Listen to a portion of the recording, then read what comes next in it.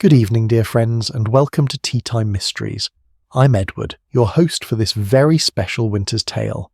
Tell me, can you hear the snow falling where you are? Perhaps you've lit a fire, or drawn the curtains against the December chill. There's something about a winter evening that seems made for mystery, don't you think? Tonight, we journey to Cavendish Hall in December 1937, a grand Georgian estate preparing for its annual Christmas ball. The chandeliers are gleaming, the orchestra is tuning, and beneath all that festive elegance something rather sinister is stirring. Do subscribe if you haven't already. There are many more mysteries to share beside the fire. Now, wrap yourself in something warm, pour a cup of something comforting, and let us join Monsieur Hercule Poirot as he receives a most intriguing invitation. As Poirot himself would observe, "At Christmas, my friends, we celebrate peace and goodwill, but where there is family and fortune, there is always the possibility of murder, wrapped like a gift in ribbons of respectability." The ballroom awaits. Shall we begin? Chapter 1. The Invitation to Cavendish Hall. The Morning Post arrived at Whitehaven Mansions punctually at 9 o'clock, as it always did, and Hercule Poirot, seated at his breakfast table with a cup of tisane before him, regarded the small pile of correspondence with the same meticulous attention he brought to all matters, however trivial they might appear to the untrained eye. 3 bills, which he set aside with a small mow of distaste, a circular advertising a new brand of moustache wax, which he examined with considerably more interest, a letter from his tailor confirming an appointment, and finally, an envelope of heavy cream paper, addressed in an elegant copperplate hand bearing a Berkshire postmark. Poirot took up his letter opener, a gift from a grateful client, and slit the envelope with precision. The card within was engraved, expensive, tasteful in the restrained English manner that he had come to recognise, if not entirely to appreciate.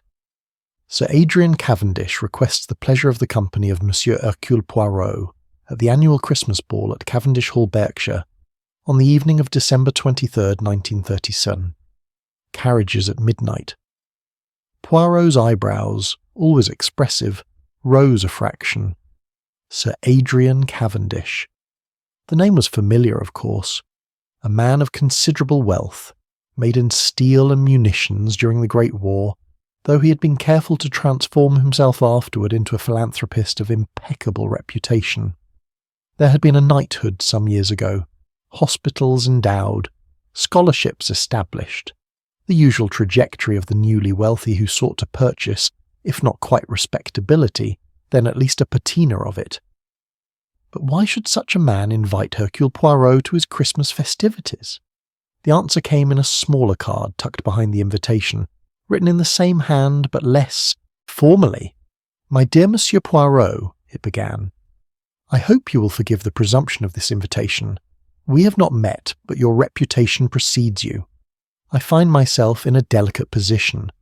There are matters within my family that cause me some concern, and I would value the presence of a man of your particular talents during what promises to be a rather strained celebration. I can say no more in writing, but if you would consent to attend, I should be most grateful for the opportunity to speak with you privately. Your discretion, of course, is assured." It was signed simply, Adrian Cavendish. Poirot set down the card and stroked his magnificent moustaches, first the left, then the right, a gesture that indicated deep thought. Here was a puzzle already, and the crime, if crime there was to be, had not yet been committed. A wealthy man, a family gathering, and the hint of trouble beneath the surface. It was the hint that interested Poirot. A man like Sir Adrian Cavendish did not lightly invite a detective to his home unless he feared something specific, something that could not be prevented by ordinary means. The door to the sitting-room opened, and Captain Hastings entered, bringing with him a gust of cold December air and his customary expression of mild bewilderment at finding himself once again in Poirot's orbit. "I say, Poirot, it's absolutely bitter out there. The chap at the corner was saying we might have snow by Christmas. Wouldn't that be something? A proper white Christmas. Poirot gestured to the chair opposite. "Sit down, Hastings. I have here something that may interest you." Hastings, never one to refuse an invitation, settled himself comfortably and accepted the invitation card that Poirot extended to him. He read it through, his honest face registering first surprise, then pleasure. Cavendish Hall. I say, Poirot, that's rather grand, isn't it? Sir Adrian's place is supposed to be magnificent. Georgian, I believe. Quite the showpiece. But I didn't know you knew him. I do not know him, mon ami. That is precisely what is interesting. Hastings looked puzzled, as he so often did. Then why on earth would he invite you to his Christmas ball? Poirot tapped the smaller card. Read this also, if you please. Hastings did so, and his expression grew thoughtful. Matters within his family.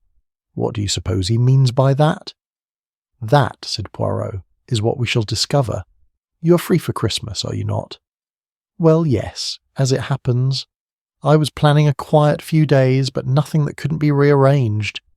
You don't mean to accept, do you? Poirot rose and walked to the window, looking down at the grey London street below. A light rain had begun to fall, and pedestrians hurried past with umbrellas raised against the damp. Where there is wealth, mon ami, and family and festivity, he said softly, there is always the possibility of murder, wrapped like a Christmas gift in ribbons of respectability. Hastings laughed, though a trifle uneasily. I say, Poirot, that's rather morbid. The poor chap probably just wants you there to prevent some family squabble from getting out of hand. You know how these things are at Christmas. Too much wine, old grievances, that sort of thing. Perhaps. Poirot turned back from the window. And yet, Hastings, why should a man of Sir Adrian's position concern himself with a family squabble? He has lawyers for such matters, solicitors. He could, if he wished, simply exclude from his invitation anyone likely to cause trouble. Then what do you think it is? That I cannot say. But the little grey cells, they tell me that Sir Adrian Cavendish is a frightened man. A man who fears something he cannot name or dare not name, and when a man of power and wealth is frightened, Hastings, it is because he has seen something that his money cannot buy away. Good Lord Poirot, you make it sound positively sinister. Do I? Poirot smiled, a small, precise smile. Perhaps I'm mistaken. Perhaps it is nothing more than an old man's whim, a desire for the reassurance that a detective's presence might provide. In which case we shall enjoy a pleasant Christmas in the country, eat too much pudding, and return to London none the worse for our adventure. And if you're not mistaken, then, mon cher ami, we shall earn our supper. That afternoon, Poirot dispatched his acceptance to Cavendish Hall, along with a polite inquiry as to whether his friend Captain Hastings might also be accommodated. The reply came by return post the following morning. Sir Adrian would be delighted to extend his hospitality to Captain Hastings.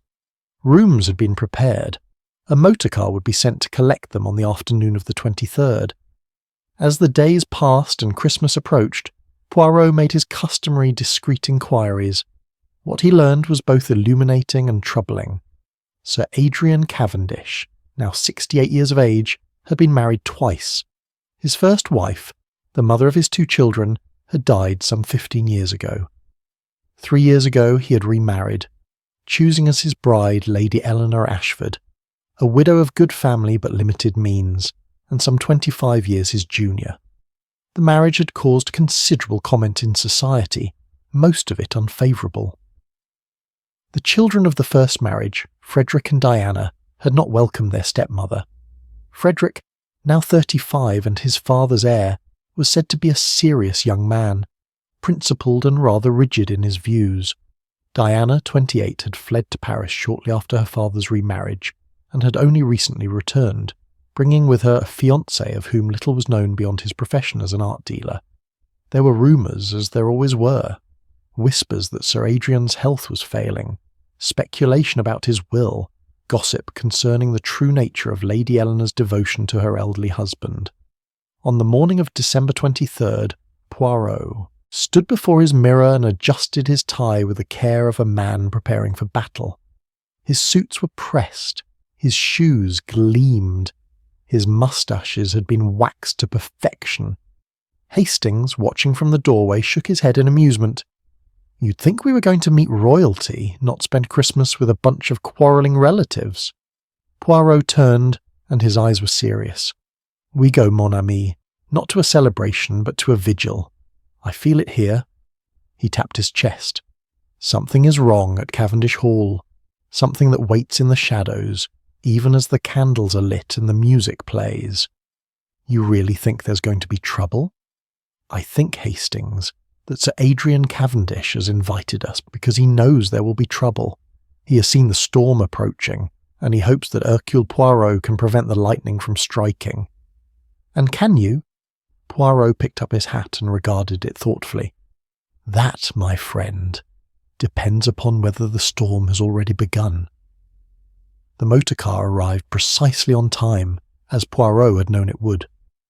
As they drove through the grey December afternoon toward Berkshire, Hastings chattered about Christmas traditions and country houses, but Poirot remained silent, his eyes fixed on the road ahead, his mind already at work on a puzzle that had not yet fully revealed itself.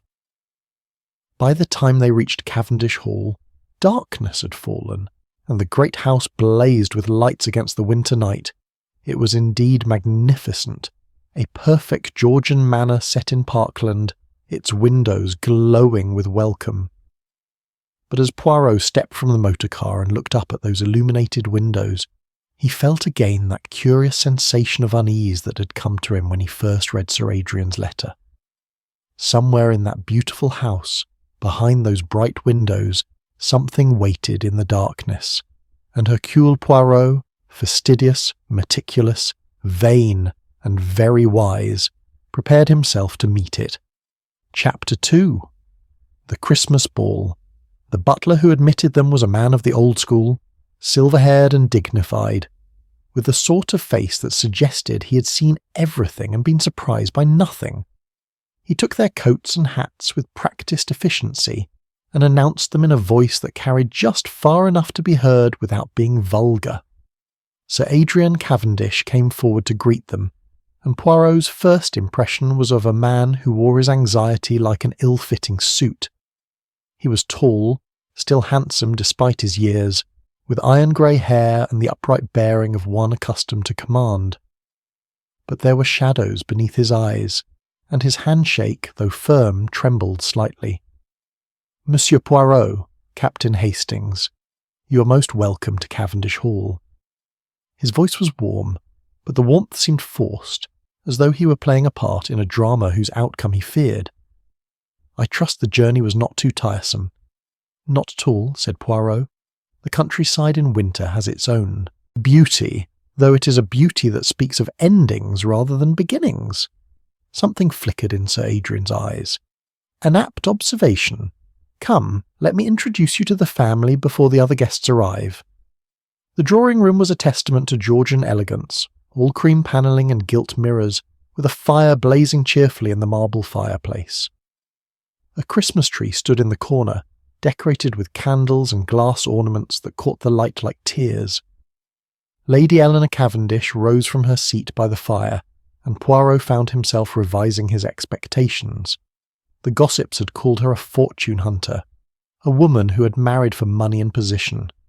But the lady who extended her hand to him was no grasping adventuress. She was perhaps 43 or 44, handsome rather than beautiful, with intelligent grey eyes and a manner that suggested breeding rather than calculation. Monsieur Poirot, my husband has spoken of you with such admiration. I confess I am curious to meet the man whose little grey cells are so famous. Her smile was genuine, but Poirot noticed that she clasped her hands together afterward, as though to still some inner agitation. Frederick Cavendish stood by the window, a glass of sherry in his hand. He was a younger, leaner version of his father, but where Sir Adrian's face showed character softened by experience, Frederick's showed principle hardened into rigidity. He acknowledged the introductions with a curt nod. A detective at a Christmas ball? How perfectly extraordinary. His tone suggested he did not mean it as a compliment. Frederick, please. Lady Eleanor's voice was gentle but carried a note of steel. Monsieur Poirot is our guest." "Of course. Forgive me." But Frederick's eyes remained cold, and Poirot understood that here was a man who had not forgiven and would not forget. Diana Cavendish swept into the room with the sort of dramatic entrance that suggested she had learned it on the stages of Paris. She was beautiful in the modern style, with dark hair cut fashionably short and eyes that held both mischief and melancholy. Behind her came a man of perhaps 35, sleek and well-groomed, with the kind of handsomeness that seemed almost calculated. "Papa, we're not late, are we?" Hugh insisted on changing his tie 3 times. Diana kissed her father's cheek, then turned to examine Poirot with frank curiosity. "So you're the famous detective? How thrilling! Have you come to solve a murder?" "Diana!" Sir Adrian's voice was sharp. "What? I'm only joking." But her laughter had a brittle quality that suggested nerves stretched thin. Hugh Latham, the fiancé, stepped forward with easy confidence. "Monsieur Poirot, an honour truly. I followed your cases with great interest. That business with the Mesopotamian pottery last year was quite brilliant." Poirot inclined his head, accepting the compliment while noting the smoothness of the delivery. Here was a man accustomed to charming his way through life. Whether that charm concealed anything more sinister remained to be seen.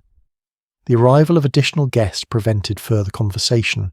Colonel Godfrey Miles appeared, a bluff military man with a red face and hearty manner, followed by his wife Isabel, a thin woman with sharp features and sharper eyes. She surveyed the room with the expression of one mentally cataloguing weaknesses for future use. "Adrian, my dear fellow, splendid as always." The Colonel's handshake looked painful.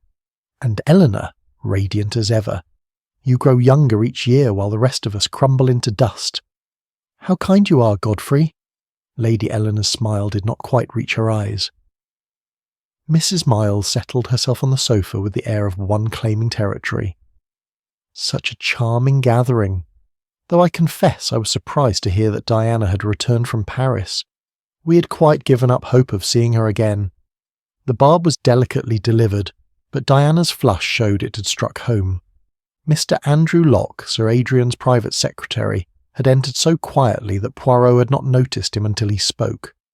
He was a pale young man of perhaps 30, with thin features and an air of perpetual anxiety.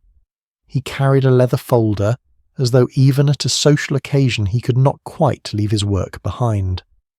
"Sir Adrian, I've placed those documents in your study as you requested. If there's nothing else—" "Stay, Andrew. You're part of the household. No reason you shouldn't join the festivities." Locke's smile was grateful but uncomfortable, like a man who had been invited to a feast at which he knew he would not be permitted to eat. The last to arrive was Miss Penelope Grey, introduced as Lady Eleanor's companion. She was a quiet woman of indeterminate age, with the sort of face that could have been anywhere between 30 and 50, and the watchful manner of one who had learned to observe rather than participate in the dramas around her. As the company assembled for drinks before the ball, Poirot positioned himself near the fireplace, a vantage point from which he could observe without appearing to do so. Hastings, bless him, had already been drawn into conversation by Diana, who seemed to find his earnestness amusing. The conversation swirled around him, light and festive on the surface, but Poirot's trained ear detected the currents beneath. Lady Eleanor speaking to Mrs. Miles. "Of course, Adrian has been tireless in his charitable work. The new hospital wing will be his legacy," Mrs. Miles with a smile like vinegar. "How fortunate that he has you to help him distribute his wealth. Such a responsibility for one so young." Frederick to his father. "I still maintain that the contract with Henderson is ill-advised. The terms are unfavourable and the timing—" Sir Adrian, cutting him off. "We will discuss business matters later, Frederick. This is Christmas." Diana, laughing too loudly at something Hastings had said, while her eyes followed Hugh Latham as he examined a painting on the far wall. Colonel Miles, in conversation with Sir Adrian. "The government contracts should be renewed by February. I've had assurances from Whitehall. Our partnership has been most profitable, and through it all, Andrew Locke hovering at the edges, his pale face tense, his hands occasionally trembling as he reached for his glass. At 8 o'clock, the doors to the ballroom were thrown open, and the guests began to arrive from neighbouring estates and from London. The orchestra struck up a waltz, and suddenly the house was alive with music and movement, with the rustle of silk and the glitter of jewels under the chandeliers. Poirot watched as couples took to the floor. Sir Adrian led out Lady Eleanor with old-fashioned courtesy. Frederick danced with a young woman he did not introduce, his face set in lines of polite endurance.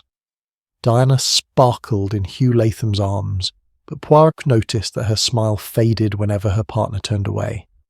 At dinner, the long table gleamed with silver and crystal. The food was excellent. The wine flowed freely, and the conversation grew steadily louder. Sir Adrian, at the head of the table, seemed to rally, becoming almost animated as he proposed the traditional toast, to peace and family, to unity and understanding. He raised his glass, and the company followed suit. But then he added, his voice dropping to a more sombre note, "Peace often comes after a storm, and understanding after painful revelation.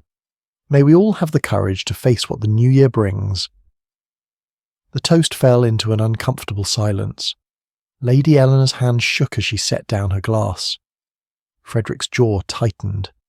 Diana looked as though she might cry. It was Mrs. Miles who broke the tension with a trill of laughter. "My dear Adrian, how very cryptic. One would think you were about to announce some great scandal." "Not a scandal, Isabel, merely truth. But perhaps this is not the time." Sir Adrian's smile was weary. "Forgive an old man his moments of melodrama. Let us have music and dancing.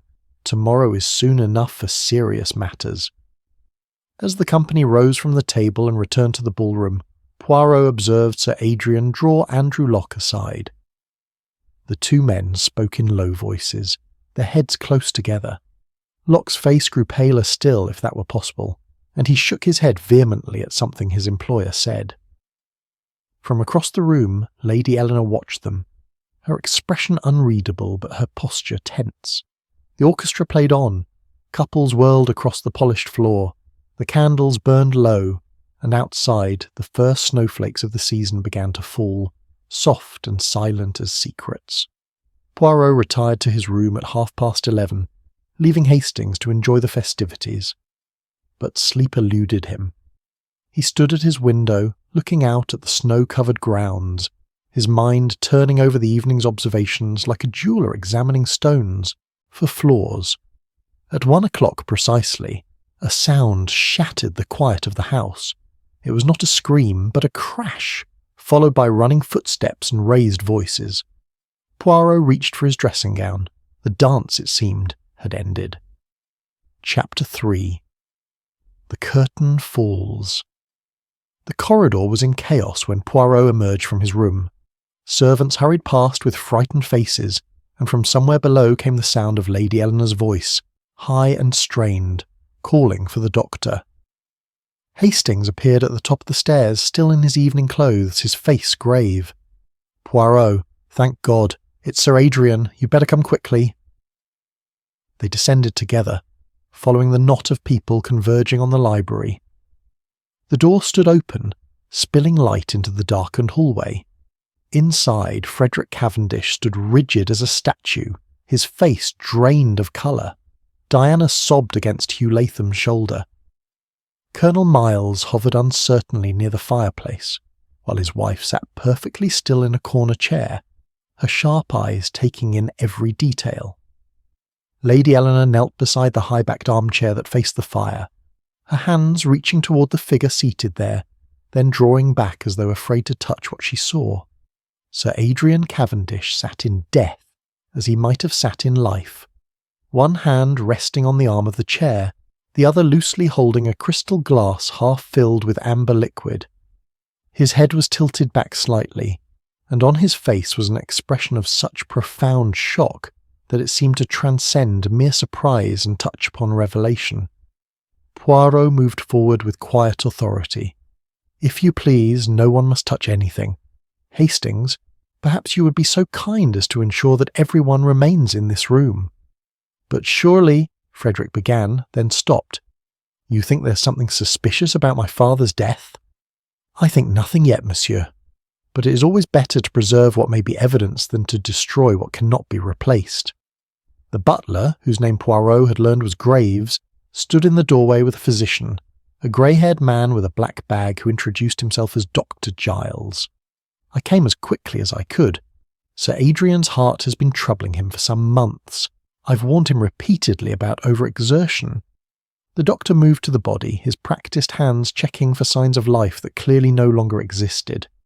"Heart failure, I should say. The shock on his face suggests it was sudden, possibly brought on by some strong emotion or distress." Poirot had moved closer, and now he bent slightly, his nostrils flaring. "You're certain it is the heart, Doctor?" Dr. Giles looked up, somewhat affronted. "I've been treating Sir Adrian for 2 years, Monsieur Poirot. I know the condition of his heart as well as I know my own name." "Undoubtedly. And yet, if you would be so good as to observe the slight discoloration around the lips, and perhaps to smell the contents of that glass." The doctor frowned, but did as Poirot suggested. His expression changed. "Bitter almonds. Good God!" "Precisely. Not the heart, I think, but something that stopped the heart.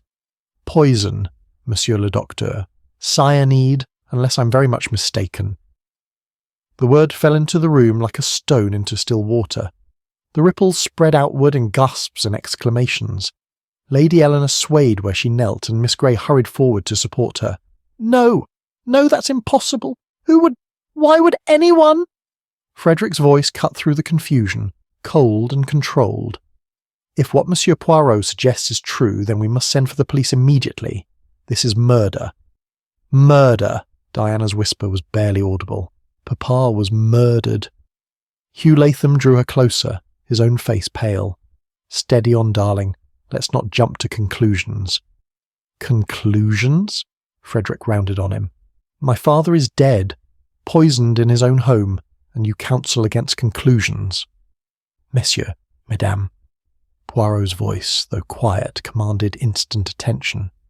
"The police will indeed be summoned, but there are certain observations that should be made now, while the scene is undisturbed and memories are fresh." He turned to Graves. "The police, if you please, and perhaps you would be so kind as to ensure that no one leaves the house." The butler departed with stately haste. Poirot circled the chair slowly, his eyes missing nothing. The brandy glass in Sir Adrian's hand contained perhaps 2 inches of liquid. On the small table beside the chair stood a crystal decanter, its stopper lying beside it. The decanter was perhaps 1/3 full. Near Sir Adrian's feet lay a single sprig of holly, its berries bright as blood against the Persian carpet. And on the carpet itself, glittering in the firelight, were the scattered remains of what had once been a glass or bottle, the shards forming a starburst pattern that suggested it had fallen with some force. "Who discovered the body?" Poirot asked. Graves had returned and stood in the doorway. "I did, sir, at approximately 5 minutes past 1. I had been securing the house for the night when I heard a crash from the library. I opened the door and found—" He gestured helplessly toward the chair. "And where were the other members of the household?" "Most of the guests had retired, sir. The ball concluded at midnight. I had seen Lady Eleanor go upstairs shortly before. Mr. Frederick was in the billiard room with Colonel Miles. Miss Diana and Mr. Latham had gone for a walk in the garden, I believe.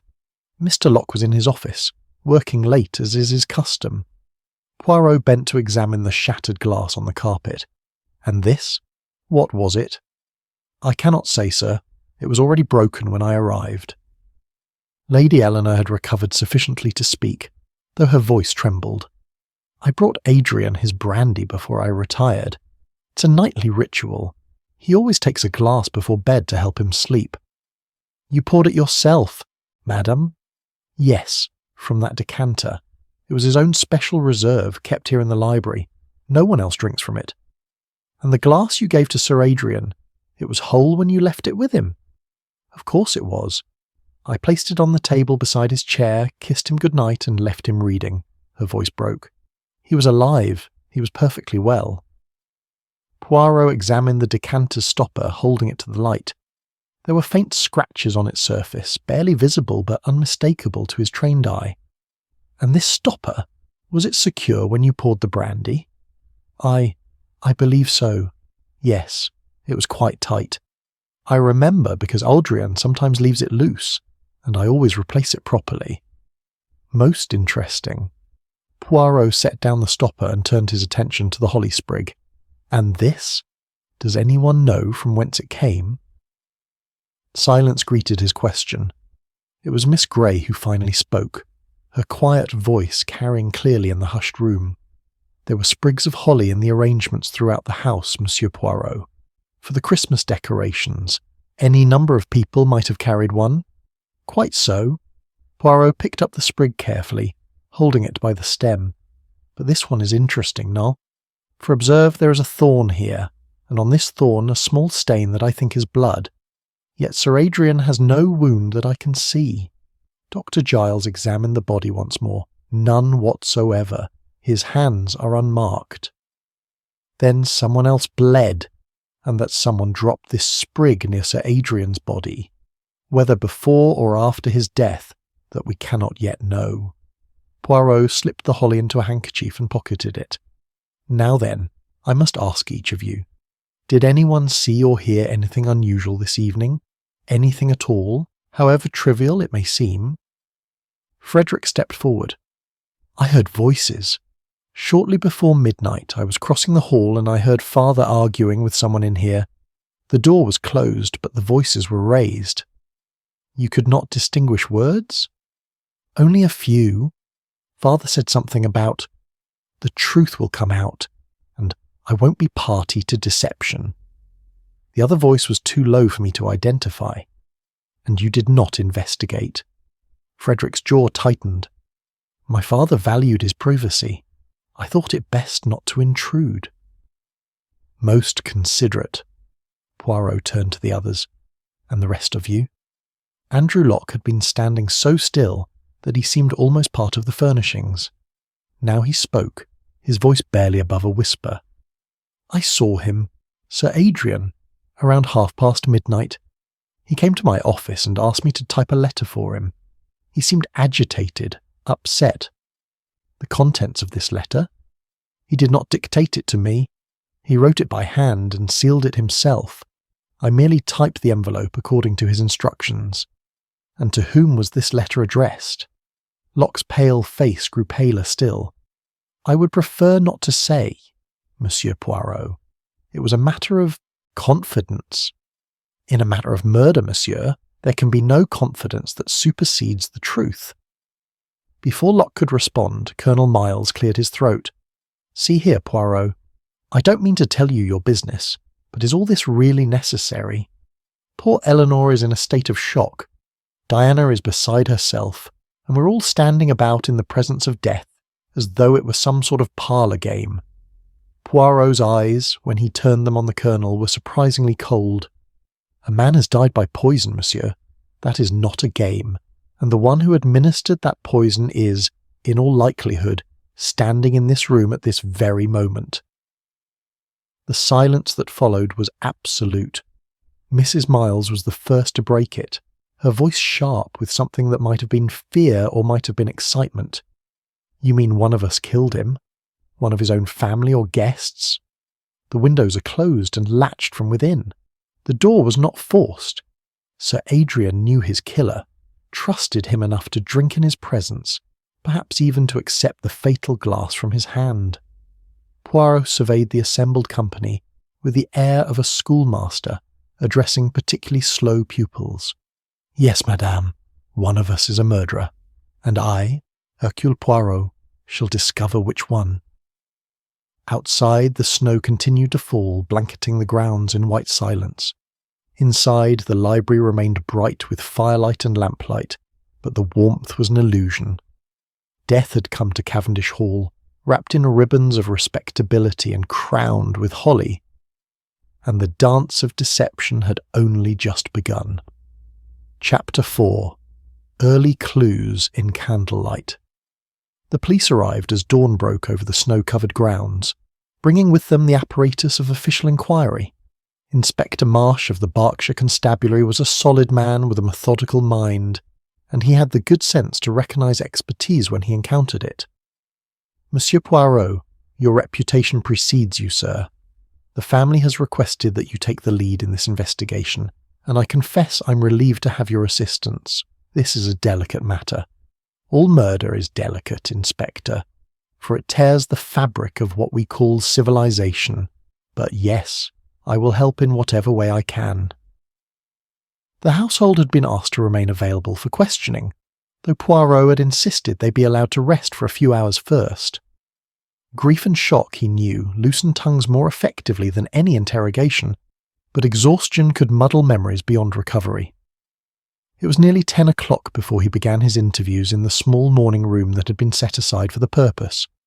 Hastings sat beside him, notebook in hand, while Inspector Marsh occupied a chair in the corner, observing with professional interest.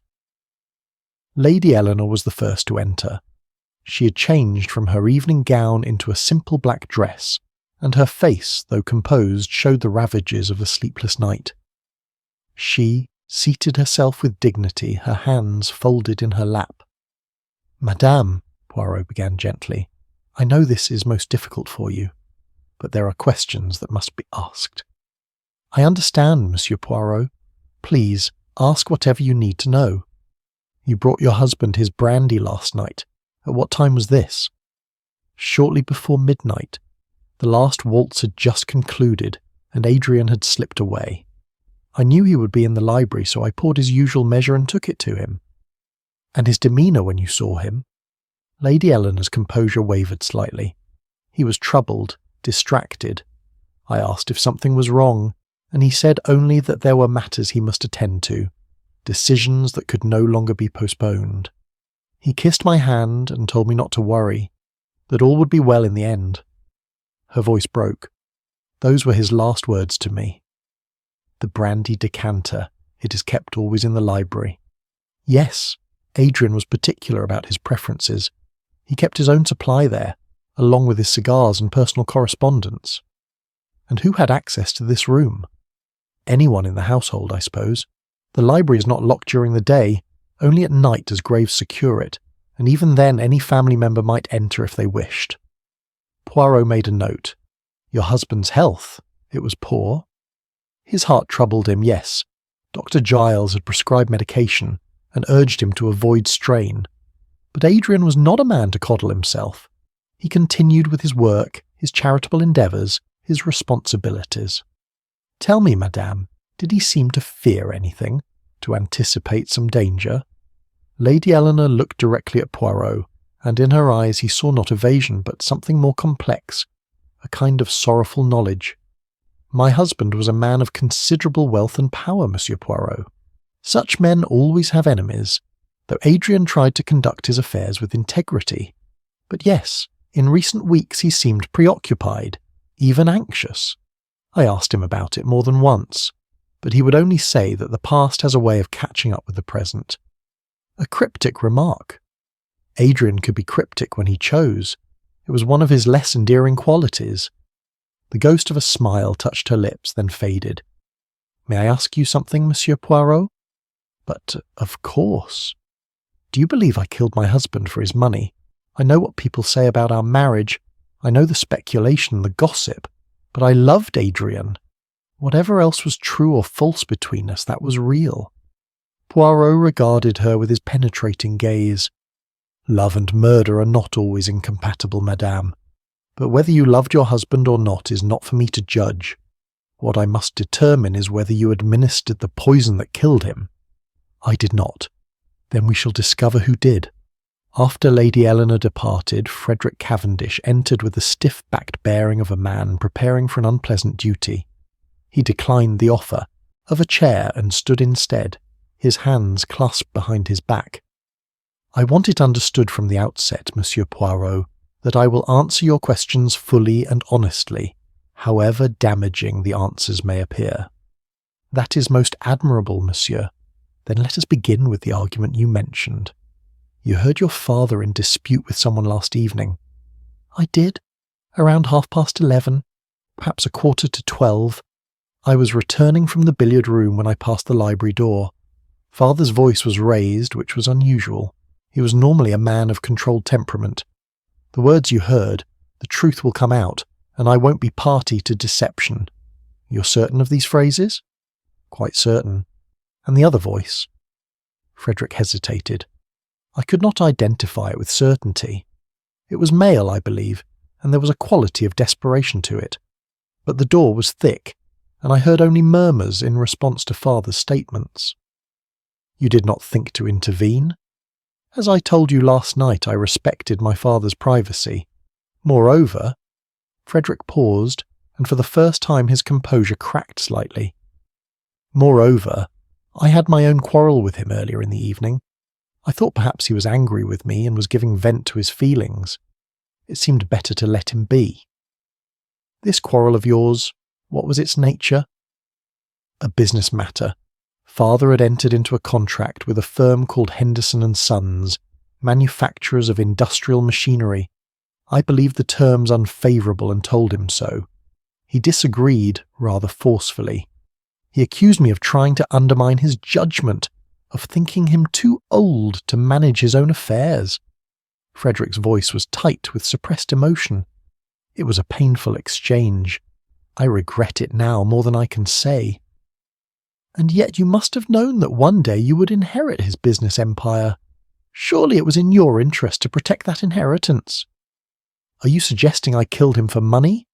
I assure you, Monsieur Poirot, while I may have disagreed with my father's business decisions, I would never, could never.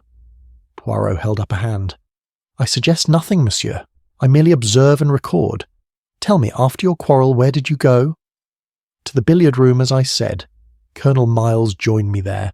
We played 2 games and discussed the state of the government's military contracts. He left around midnight. I remained for another quarter hour, then went to my room. You saw no one else during this time? I passed Andrew Locke in the corridor. He seemed in a hurry, carrying papers. That would have been just past midnight. When Frederick had gone, Diana entered, and the contrast could not have been more striking. Where her brother was rigid, she was fluid. Where he was controlled, she was barely containing hysteria. She flung herself into the chair and immediately began to weep. Papa's dead, and it's all so horrible, and I can't bear it. We had such a dreadful row on Christmas Eve last year, and I ran off to Paris, and now he's gone, and I can never tell him I'm sorry. Hastings, ever susceptible to feminine distress, offered his handkerchief. Poirot waited with patient sympathy until the storm subsided. Mademoiselle, I know this is painful, but I must ask about your fiancé, Monsieur Latham. Diana's head snapped up. Hugh? What about him? Your father threatened to ruin him, I believe. Something about fraudulent art dealings. Her face paled. How did you... Who told you that? In an investigation of this nature, mademoiselle, many things come to light. Is it true? Papa believed Hugh had sold him a forged painting, a Vermeer supposedly authenticated. But Hugh swore it was genuine, that the attribution was sound. Papa wouldn't listen. He said he would expose Hugh to every gallery in Europe unless he refunded the purchase price immediately. And could Monsieur Latham afford such a refund? No. The word was barely a whisper. He's been living on credit for months. The sum Papa demanded would have bankrupted him completely. That provides quite a motive for murder, does it not? Hugh didn't kill Papa. He couldn't. He wouldn't. But the protest died on her lips, and Poirot saw doubt flicker in her eyes. Tell me, mademoiselle, where were you and Monsieur Latham between midnight and 1 o'clock? We went for a walk in the gardens. The snow had just begun, and it was beautiful. We were outside for perhaps half an hour, then came in through the conservatory entrance. And you saw no one during this time? Only Miss Grey. She was standing at a window on the first floor looking out. She waved to us. After Diana departed, Poirot sat in silence for a moment, his fingers steepled beneath his chin. Well, Hastings, what do you make of it all? Hastings consulted his notes. Lady Eleanor had the opportunity, She poured the brandy. Frederick had a motive, the business quarrel, and Latham had the strongest motive of all, financial ruin. You're learning, mon ami, but you forget the most important question, which is not who wished Sir Adrian dead, but who could have poisoned that brandy without being observed. Consider, Lady Eleanor poured it before midnight. Sir Adrian died just after 1 o'clock. Therefore someone must have added the poison during that interval. The person he was arguing with, possibly, or someone who entered afterward. We must examine the physical evidence more carefully. Poirot rose. Come, let us return to the library. There are things I wish to see again in the daylight. The library had been sealed by Inspector Marsh's men, but they were admitted without difficulty. The body had been removed, but otherwise the room remained as it had been. Poirot went immediately to the desk, examining it with minute attention.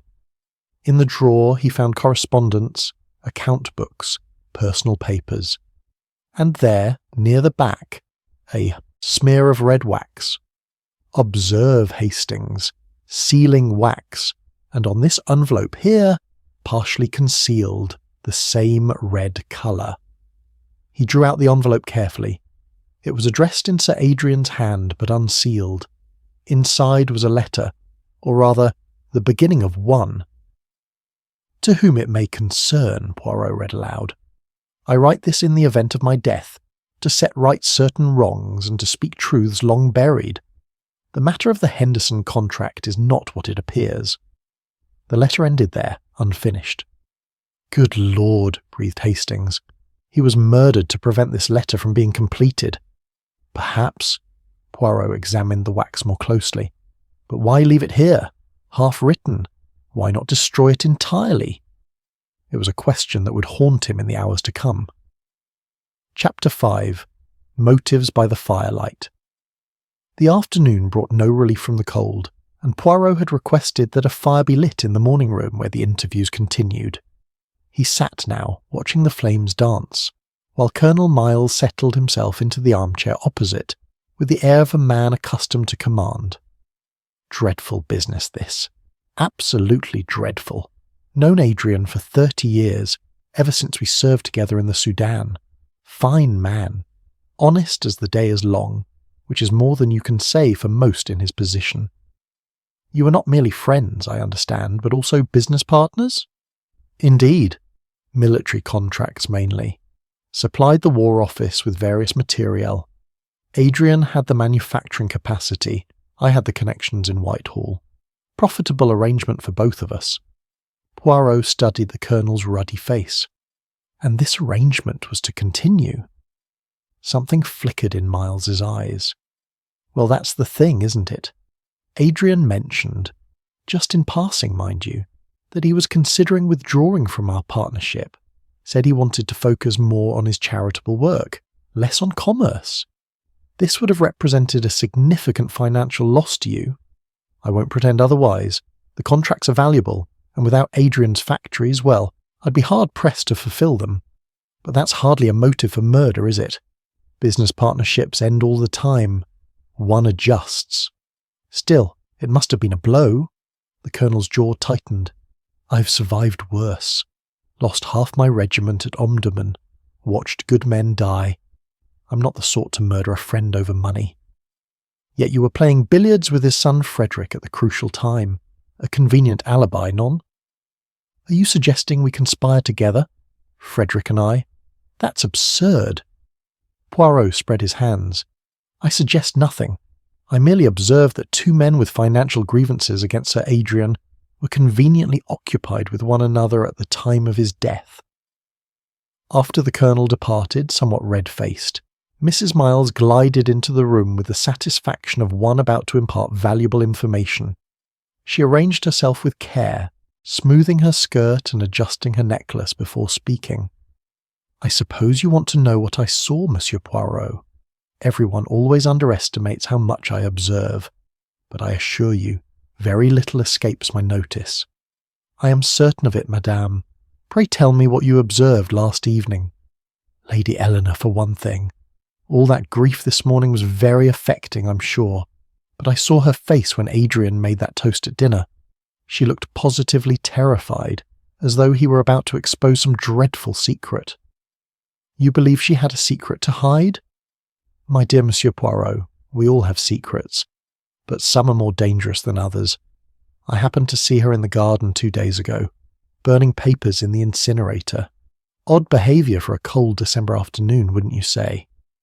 Perhaps she was merely disposing of old correspondence. Mrs. Miles smiled thinly. Perhaps. Or perhaps she was destroying evidence of something she didn't want discovered. And then there's the matter of her relationship with Andrew Locke. Poirot's eyebrows rose. Monsieur Locke, the secretary. I've seen them speaking together, heads close, voices low. It may be innocent, of course, but a young attractive woman married to a man so much older. Well, these things happen, don't they? You suggest an improper relationship? I suggest nothing. I merely state what I've observed and allow you to draw your own conclusions. She leaned forward confidentially. Though I will say this. I saw Locke's face when Adrian announced his intention to change his will. The poor boy went white as chalk. Whatever provisions were to be made, they clearly affected him deeply. Poirot made careful notes, thanked Mrs. Miles for her observations, and watched her depart with the satisfied air of one who had done her duty. Then he turned to Hastings. And what do you make of the Colonel's wife, mon ami? A gossip and a troublemaker, Hastings said promptly. The sort who finds scandal in innocent behaviour.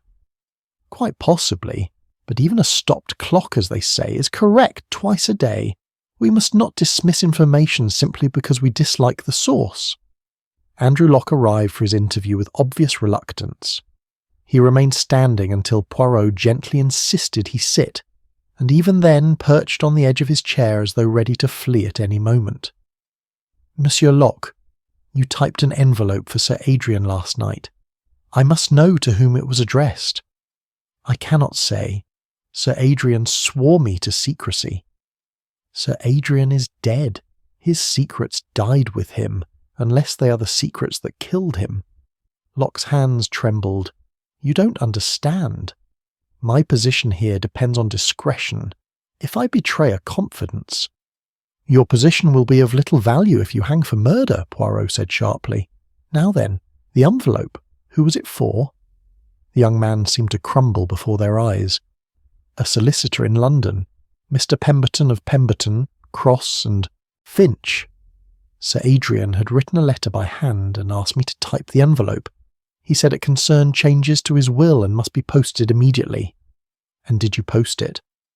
I was to do so first thing this morning, but then, he gestured helplessly. Where is this letter now? In my office, in the desk. Sir Adrian gave it to me sealed. I never read its contents. Poirot dispatched Hastings to retrieve the letter, then continued his questioning.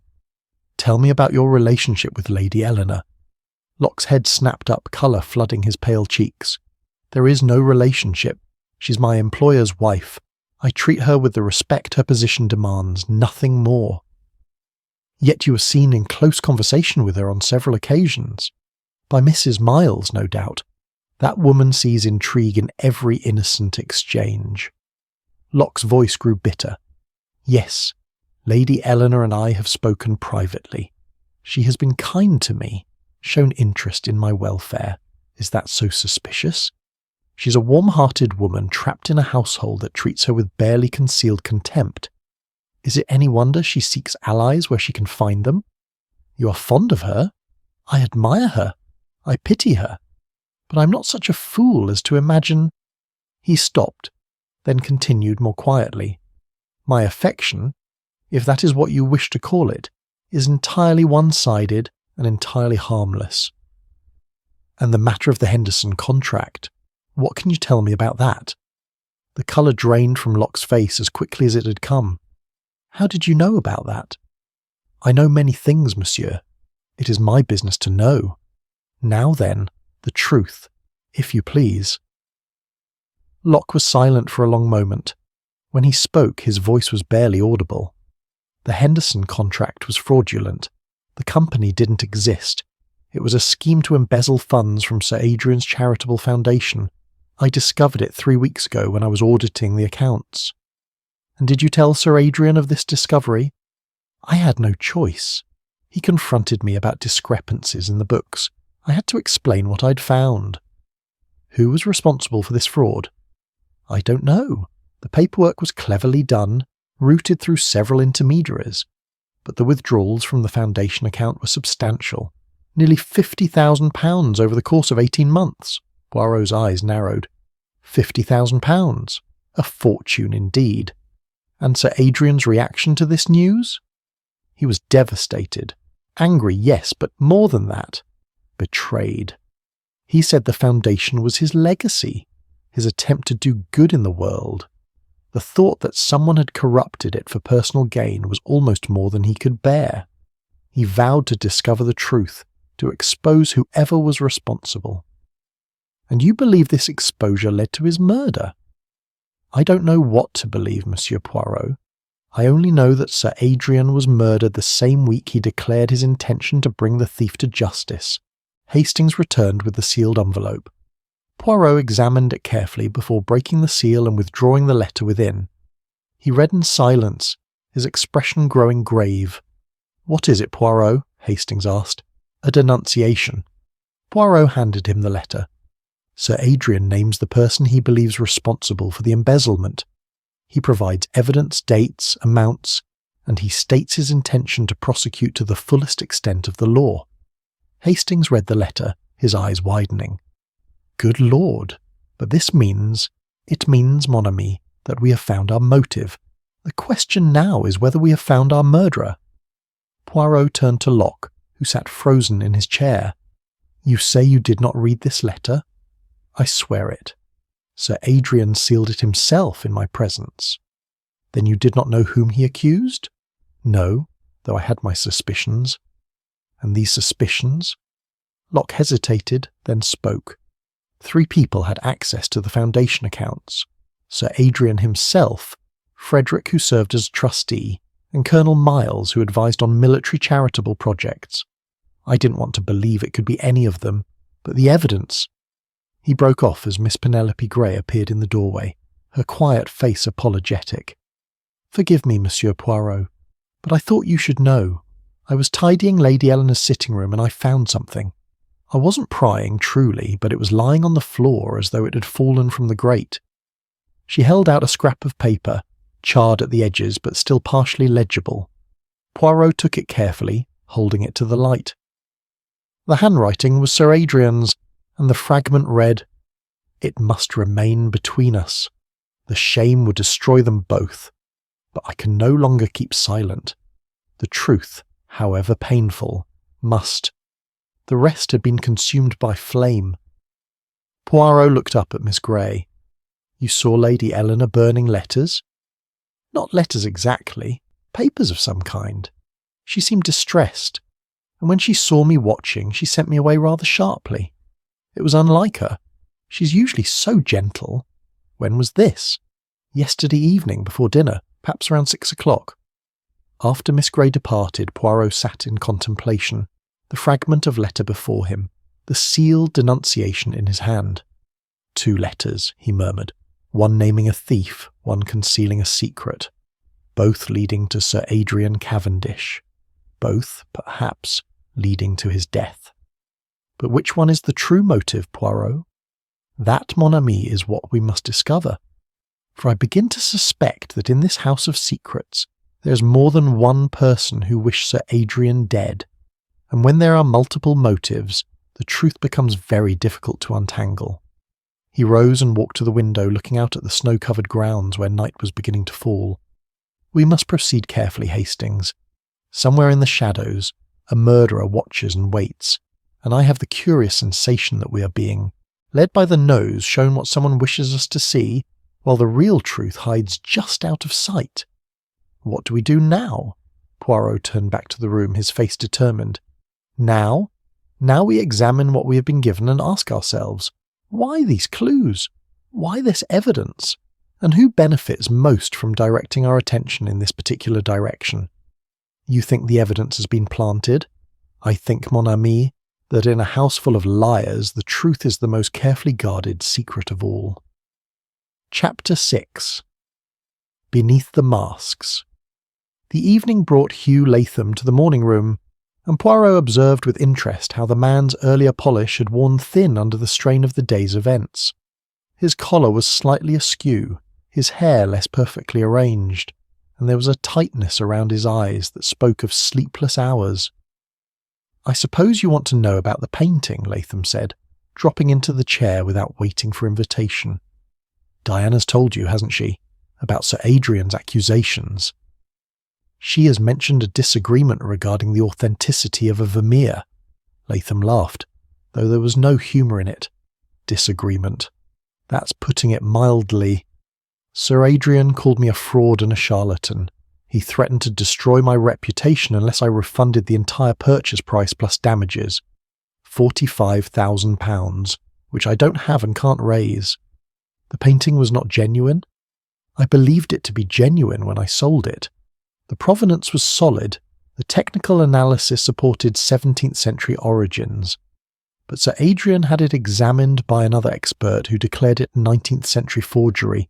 He wouldn't listen to any alternative interpretation. Poirot tilted his head. "Forgive me, monsieur, but you speak as though there might be room for doubt. Either the painting is by Vermeer or it is not. Attribution is not always so simple. Experts disagree. New evidence emerges.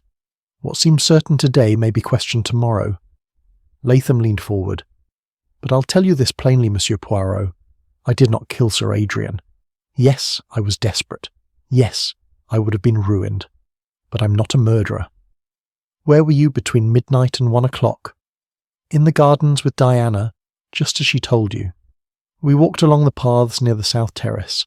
The snow was falling, and we were trying to decide what to do, how to approach her father again, whether there was any way to reason with him." "You saw no one else during this walk?" "Only that quiet woman, Miss Grey. She was standing at an upstairs window. Diana waved to her." "And after you returned inside?" "We came through the conservatory entrance, as Diana said. We went directly upstairs. I was in my room when the alarm was raised." After Latham departed, Poirot requested that Miss Grey join him once more. She entered with her characteristic quietness, settling into the chair like a shadow taking form. "You observed Mr. Latham and Miss Diana in the gardens last night. At what time was this?" "I cannot be certain of the exact moment, Monsieur Poirot. I had been unable to sleep and was standing at the window of my room, which overlooks the south gardens. It must have been shortly after midnight when I saw them walking together." "You're certain it was them?" "Miss Diana's evening gown was distinctive, a deep crimson silk, and Mr. Latham was in evening dress. Yes, I'm quite certain." "Tell me about Lady Eleanor. You are her companion. You must know her well." Miss Grey's hands folded carefully in her lap. "Lady Eleanor is a woman of considerable grace and intelligence. She has been kind to me, which is more than many in her position would be. She's not, as some suppose, a fortune hunter. Her marriage to Sir Adrian was a matter of genuine affection, though the world chooses not to believe it. And yet she was burning letters yesterday evening." "Yes." Miss Grey's voice was steady. "I came upon her in the sitting room. She was feeding papers into the fire one by one. When she saw me, she became quite distressed and asked me to leave. It was the only time she has ever spoken sharply to me." "You did not see what these papers contained?" "No, though I confess I was curious, but it's not my place to pry into my employer's private affairs." "You retrieved a fragment from the grate this afternoon. Why?" For the first time, Miss Grey showed something like emotion. "Because a man has been murdered, Monsieur Poirot, and the truth matters more than discretion. If Lady Eleanor is innocent, the fragment will prove it. If she is guilty—" She paused. "If she is guilty, then justice must be served, however painful it may be." After Miss Grey withdrew, Poirot turned to Hastings with a thoughtful expression. "What do you observe, mon ami, about the testimonies we have heard today?" Hastings consulted his notes. "Everyone seems to have been somewhere else when the murder occurred. Frederick in the billiard room with Colonel Miles, Diana in the garden with Latham, Lady Eleanor in her bedroom, Even Locke claims to have been in his office. Precisely. It is most convenient, is it not? And yet someone entered that library and poisoned Sir Adrian's brandy. Perhaps it was done earlier, before midnight, while Lady Eleanor was pouring the drink. That occurred to me also, but there is a difficulty. Poirot rose and began to pace. Lady Eleanor says the decanter stopper was tight when she poured the brandy, yet I observed scratches on that stopper, scratches consistent with it being forced open and resealed. This suggests the poison was added after Lady Eleanor left the library. Then someone else must have entered. Indeed. But who? And when? And how did they obtain access to poison? Poirot stopped his pacing. Come, Hastings. There is something I wish to examine once more. They returned to the library, now quiet and cold, the fire long since burned to ash. Poirot went immediately to the decanter, examining it again with his pocket lens. Then he turned his attention to the carpet where the broken glass had lain. The butler said he heard a crash. We assumed it was the decanter falling, but observe, the decanter is intact. Something else was broken. Perhaps a drinking glass. Perhaps, but why? And where are the other pieces? Poirot bent closer to the carpet. Hastings, bring me that lamp, if you please. In the stronger light, small fragments of glass glittered among the carpet fibres. Poirot collected several carefully in his handkerchief. These are not from a drinking glass. They are too thick, too irregular. This was a bottle of some kind, and a small one. A medicine bottle? Possibly. Or a bottle containing poison. Poirot straightened, his eyes bright with interest. Consider this sequence of events. Sir Adrian is in the library, alone. Someone enters, someone he knows and trusts. They bring with them a small bottle containing cyanide. Perhaps they pretend to add it to his brandy for some medicinal purpose, or perhaps... He stopped, struck by a sudden thought. Moving to the desk, he examined the letter Sir Adrian had been writing, the one that accused someone of embezzlement. Hastings, does it not strike you as odd that this letter should be left here? Incomplete, but still incriminating. Perhaps he was interrupted while writing it. Or perhaps it was placed here after his death to direct our suspicions in a particular direction. Hastings looked confused. But why would the murderer leave evidence against themselves? They would not, but they might leave evidence against someone else. Poirot returned to the fragment of burned letter that Miss Grey had discovered. 2 letters, both incomplete, both suggestive. One accusing a financial crime, one hinting at shameful secrets. What if both are misdirection? You think they're forgeries?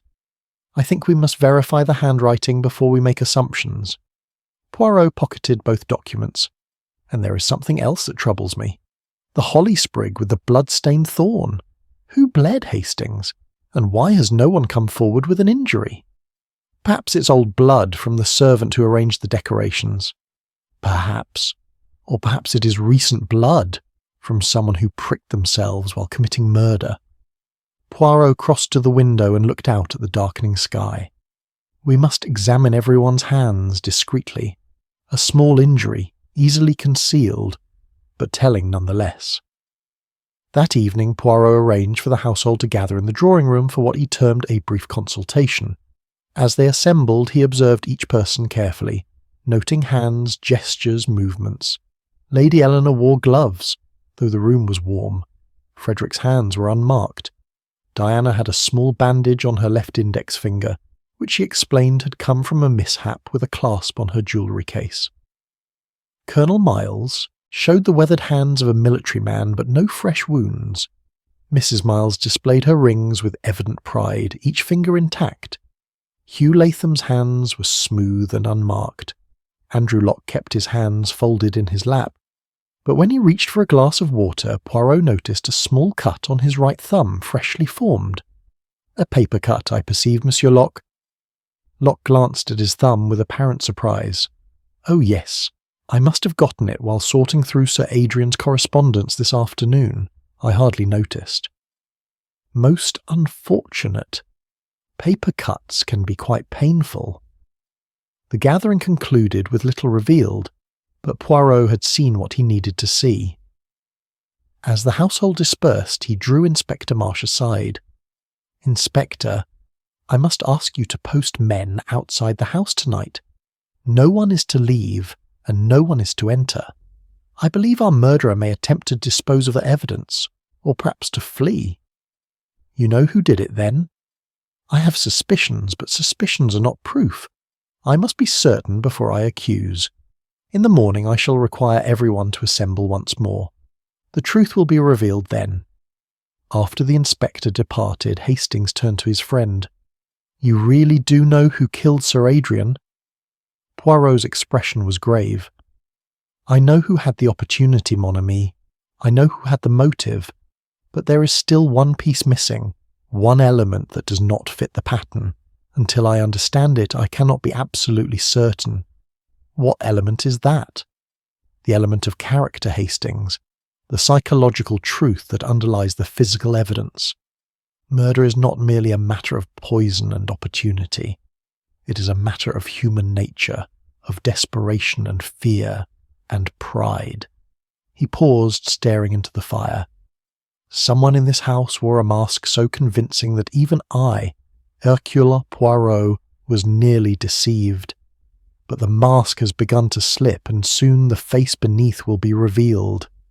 "And what face is that?" Poirot smiled, though the smile held no warmth. "That of a murderer who believed themselves clever enough to commit the perfect crime. But there is no such thing as perfection, mon ami. There is always one detail overlooked, one assumption proven false, one thread that, when pulled, unravels the entire tapestry of deception." He turned from the fire, his eyes reflecting its dancing light. "Tomorrow we shall pull that thread, and tomorrow the dance will truly end." Chapter 7. The Second Crime. Christmas morning dawned grey and cold. The snow on the grounds, no longer pristine, but trampled and sullied by the comings and goings of police constables and medical examiners. The household rose late, faces drawn with exhaustion and grief, and assembled for a subdued breakfast that no one seemed inclined to eat. Poirot was in the library, examining once more the scene of Sir Adrian's death, when the scream shattered the morning quiet. It came from the direction of the stables, a woman's voice, raised in alarm.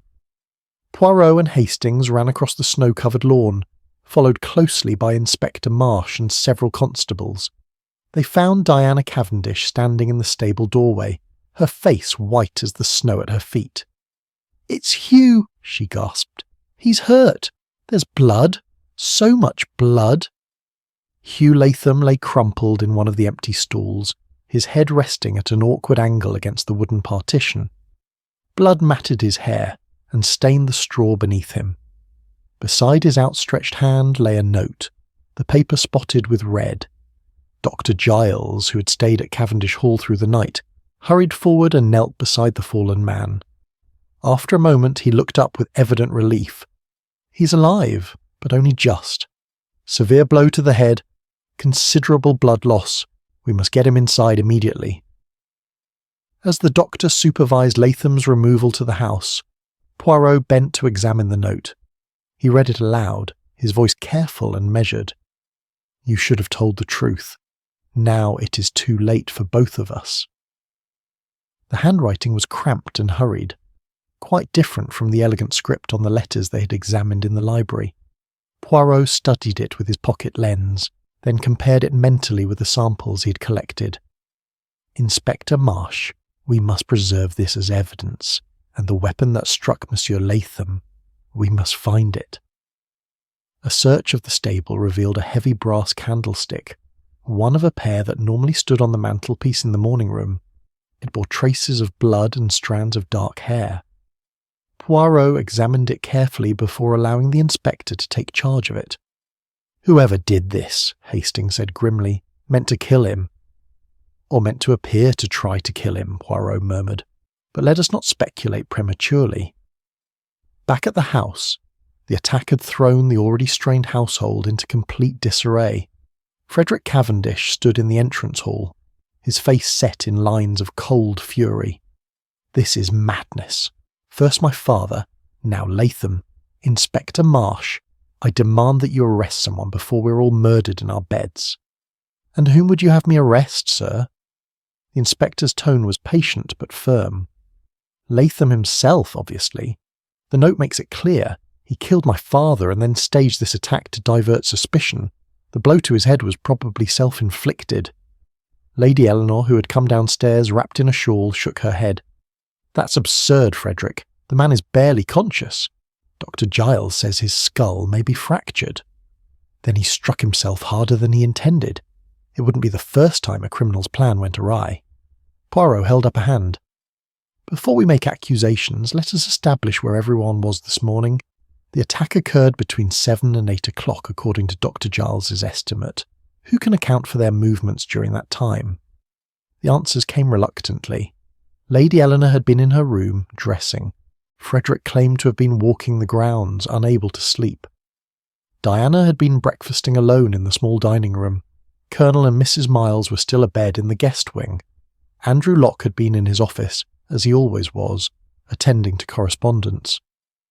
"No witnesses, no alibis," Frederick said bitterly. "How convenient for the guilty party." Miss Grey stepped forward, her quiet voice cutting through the tension. "I saw Mr. Frederick returning from the stables at approximately 7:15. I was looking out of my window and observed him crossing the lawn." Frederick's face flushed. "I told you I was walking the grounds. The stables are part of the grounds." "Indeed they are," Poirot said smoothly. "Tell me, Monsieur Frederick, did you see anyone else during your walk?" "No one. The household was still sleeping." "And you did not enter the stables?" "Why would I? I have no interest in horses." Poirot let the matter drop, but Hastings noticed the way his friend's eyes narrowed thoughtfully. They retired to the library, where Poirot spread out the note found beside Latham. "What do you make of the handwriting, Hastings?" "It looks rushed. Perhaps written in anger or fear.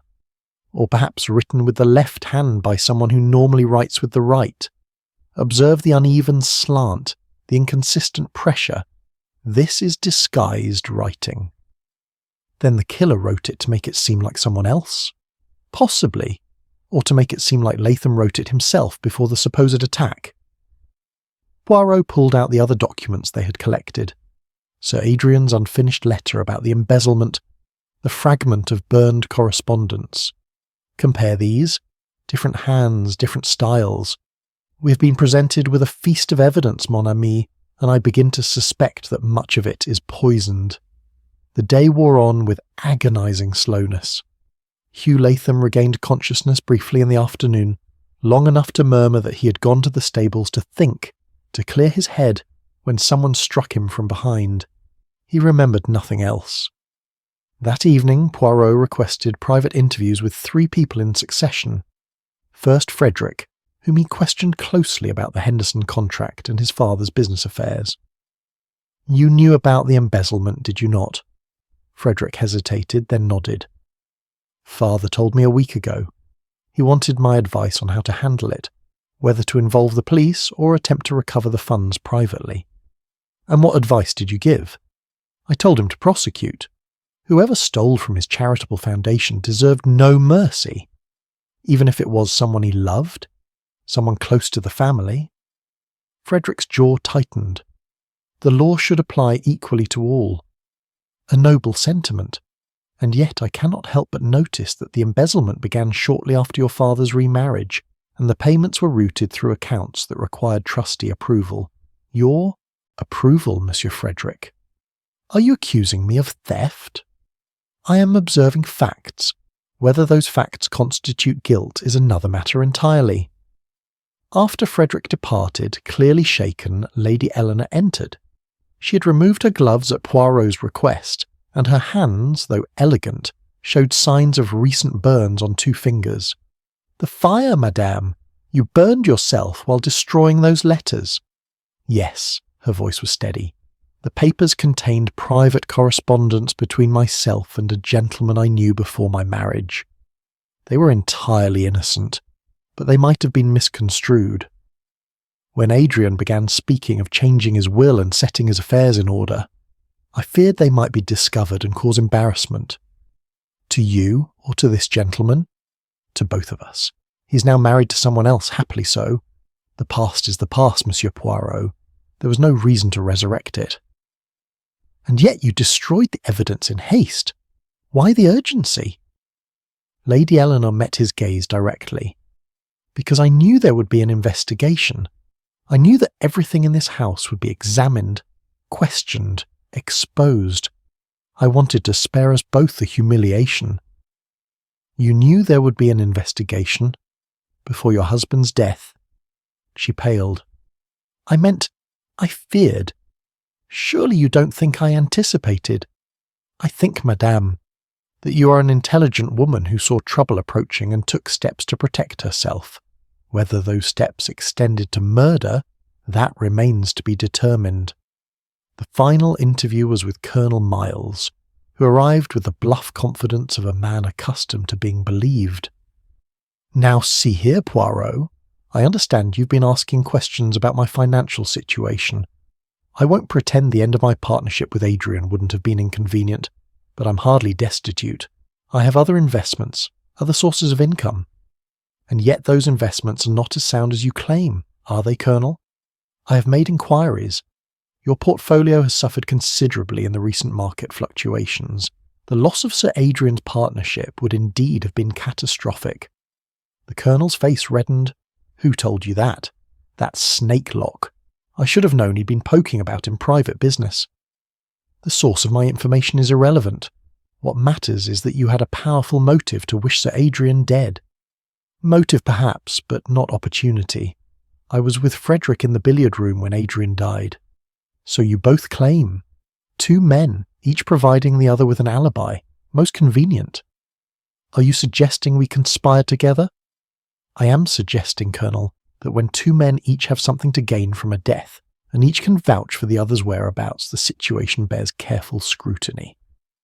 After the Colonel departed in high dudgeon, Poirot sat in silence, his fingers steepled beneath his chin. Hastings waited, knowing better than to interrupt his friend's contemplation. Finally Poirot spoke. We have before us, mon ami, a surfeit of suspects and a dearth of certainty. Frederick with his financial desperation, Lady Eleanor with her secrets, Colonel Miles with his failing investments, Latham with his forgeries and debts, and hovering at the edges, Andrew Locke, who knows more than he admits and fears more than he confesses. Then which one is the murderer? Perhaps all of them. Perhaps none of them. Poirot rose and walked to the window. I told you earlier that I suspected misdirection. Now I am certain of it. We have been shown a stage play, Hastings, carefully scripted and performed. The evidence points too neatly, the motives align too perfectly. Someone has orchestrated this entire affair to conceal the simple truth beneath layers of complexity. But what is the simple truth? That is what we shall discover tomorrow, when all the players are assembled for the final act. Poirot turned from the window, his expression grave. Tonight I must think. I must allow the little grey cells to sort through this tangle and find the one thread that leads to truth. And if you can't find it, then a murderer will go free and justice will fail. And that, mon ami, is something Hercule Poirot cannot permit. Outside, the winter night pressed close around Cavendish Hall.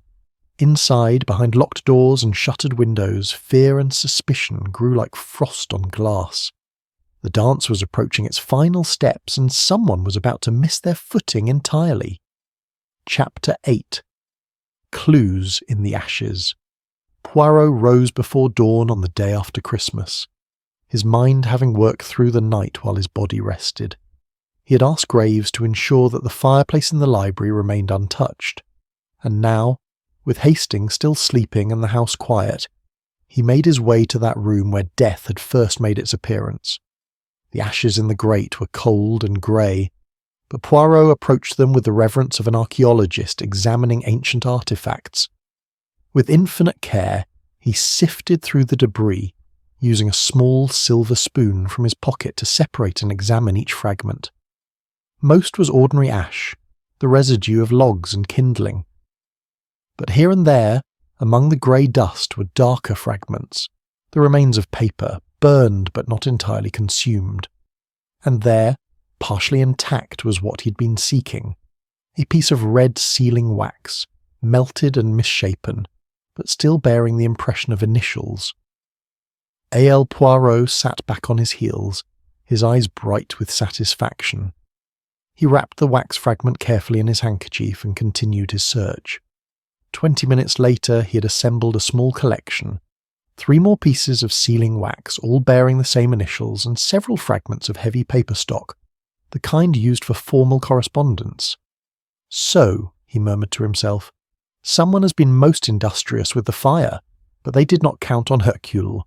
Poirot and his thoroughness, non? When Hastings descended for breakfast, he found his friend in the morning room, surrounded by his findings, examining each piece under a magnifying glass while making notes in his precise hand. Poirot, you've been up for hours. Have you discovered something? I have discovered, mon ami, that our murderer is clever but not quite clever enough. Observe. He indicated the pieces of sealing wax. These were used to seal envelopes, and they bear the initials A.L. Andrew Locke.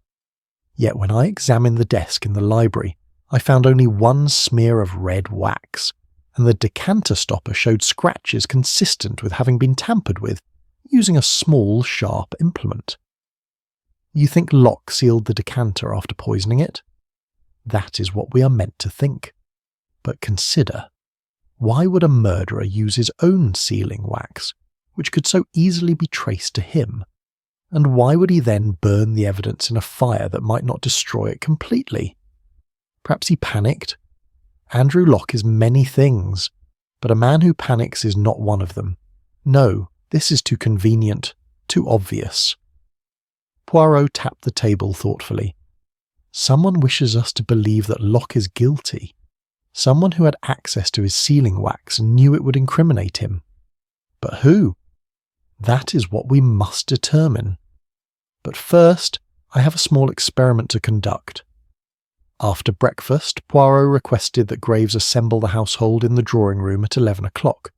In the meantime, he visited Hugh Latham, who was now conscious, though still weak from his injury. Monsieur Latham, I must ask you to think carefully. Before you were struck, did you see or hear anything unusual? Latham's brow furrowed with effort. I went to the stables because I couldn't sleep. The house felt oppressive, full of suspicion. I thought some fresh air might clear my head. What time was this? Shortly after 7. The sun was just rising. I entered the first stall, thinking to sit for a moment on the hay bale there. I heard footsteps behind me, but before I could turn, he gestured helplessly at the bandage on his head. You saw nothing? Heard no voice? Nothing. Only the footsteps soft on the straw. He paused. Though there was something. A scent. Very faint. Something sweet like lavender or rose water. Indeed? Poirot's eyebrows rose. That is most interesting. You are certain? As certain as I can be, given the circumstances. Poirot thanked him and departed, his mind working rapidly. A scent. Lady Eleanor used lavender water. He had noticed it during their interviews. But so did Mrs. Miles, and possibly Miss Grey. Even a man might use scented soap or hair tonic. At 11 o'clock precisely, the household gathered in the drawing room. Poirot had arranged for a tea service to be brought in, and he personally served each member of the assembly. Inspector Marsh stood by the door, his presence a silent reminder that this was no social occasion. Ladies and gentlemen, Poirot began, I have asked you here because I believe the time has come to speak plainly about the death of Sir Adrian Cavendish. For 2 days we have circled around the truth, examining evidence, questioning motives, pursuing what I now believe to have been deliberate misdirection. Frederick shifted in his seat. You mean you know who killed my father? I know many things, Monsieur Frederick, but let us proceed methodically. Poirot walked to the centre of the room. First, the matter of the poisoned brandy. We know that Sir Adrian died from cyanide poisoning. We know that the brandy was poured by Lady Eleanor before midnight, and that Sir Adrian died shortly after 1 o'clock. Therefore the poison must have been added during that interval. Lady Eleanor's hands trembled slightly as she set down her teacup. Second, we have the evidence of tampering, the scratches on the decanter stopper, suggesting it was opened and resealed after Lady Eleanor left the room, and we have the sealing wax, bearing the initials AL, which would seem to point directly to Mr. Andrew Locke. All eyes turned to Locke, who had gone very pale.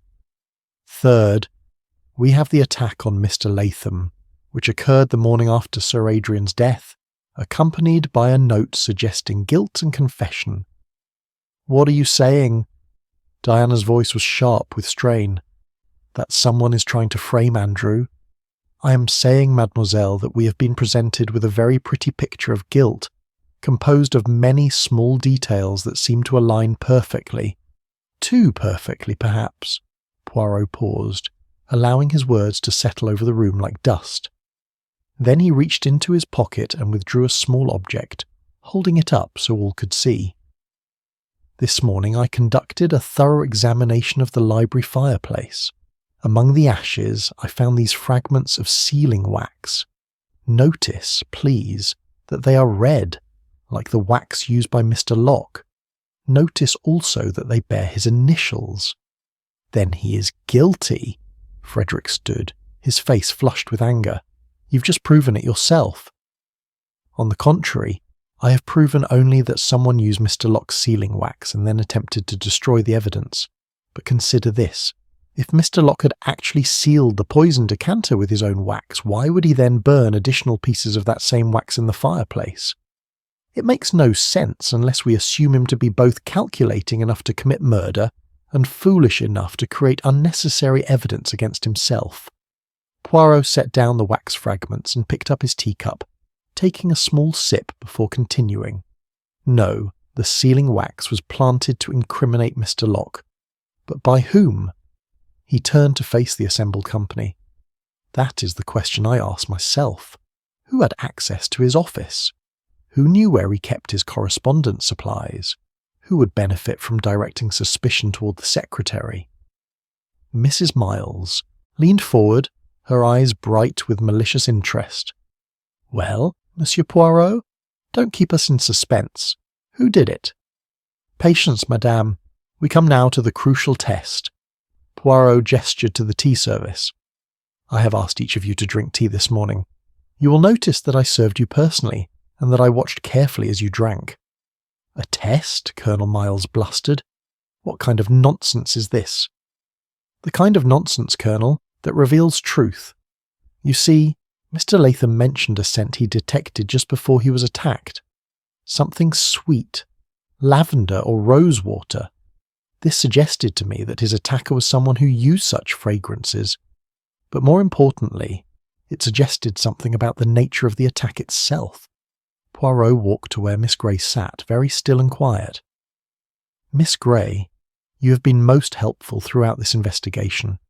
You discovered the burned letter fragment. You provided testimony about Lady Eleanor's actions. You observed Mr. Frederick near the stables. Indeed, you have been everywhere and seen everything." "I try to be observant, Monsieur Poirot." Her voice was calm, but her hands had begun to shake. "Too observant, perhaps, and too helpful. It was you who suggested that Lady Eleanor might have secrets to hide. You who planted the idea that Mr. Locke was involved with her inappropriately. You who directed our attention always toward others, never toward yourself. That's absurd. Why would I wish to harm Sir Adrian? I barely knew him." "Ah, but you knew him very well indeed. Or rather, you knew someone he had wronged long ago. Someone whose life was destroyed by a business decision Sir Adrian made without remorse." Poirot's voice grew softer, almost gentle. "Your father worked for Sir Adrian's company, did he not? And when the factory closed during the restructuring of 1920, your father lost everything. He died in poverty, and you have carried that bitterness for 17 years. Miss Grey's composure finally cracked. He was a good man. He gave 30 years of loyal service, and Sir Adrian discarded him like rubbish. My father died of despair, and Sir Adrian went on to become a philanthropist, celebrated and honoured, while we starved. So you secured a position as Lady Eleanor's companion, waiting for your opportunity for revenge. I plan to expose him, to reveal his hypocrisy to the world." Her voice rose. "But then I overheard him speaking with Mr. Locke about the embezzlement investigation. I realized he had the power to destroy others even now, and I knew that mere exposure would never be enough. He had to die." The room had gone utterly silent. "You took Mr. Locke's sealing wax from his office," Poirot continued. "You added cyanide to the decanter while the household was occupied with the ball.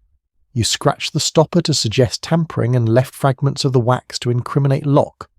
Then, when Mr. Latham began to suspect something was wrong, you attacked him in the stables, hoping to silence him or at least to create more confusion. You cannot prove any of this.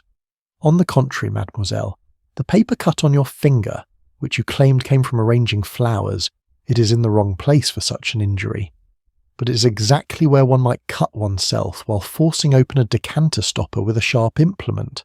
And the lavender water you wear so lightly, Mr. Latham smelled it just before he was struck down." Inspector Marsh moved forward, but Poirot held up a hand. "There is one more thing, mademoiselle. When I served tea this morning, I watched how each person drank.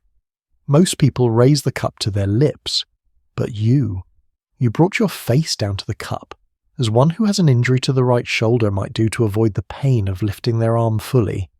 The kind of injury one might sustain while swinging a heavy brass candlestick." Miss Grey sat perfectly still for a long moment. Then, very quietly, she began to weep. "He deserved it," she whispered. "After what he did to my father, he deserved every moment of suffering."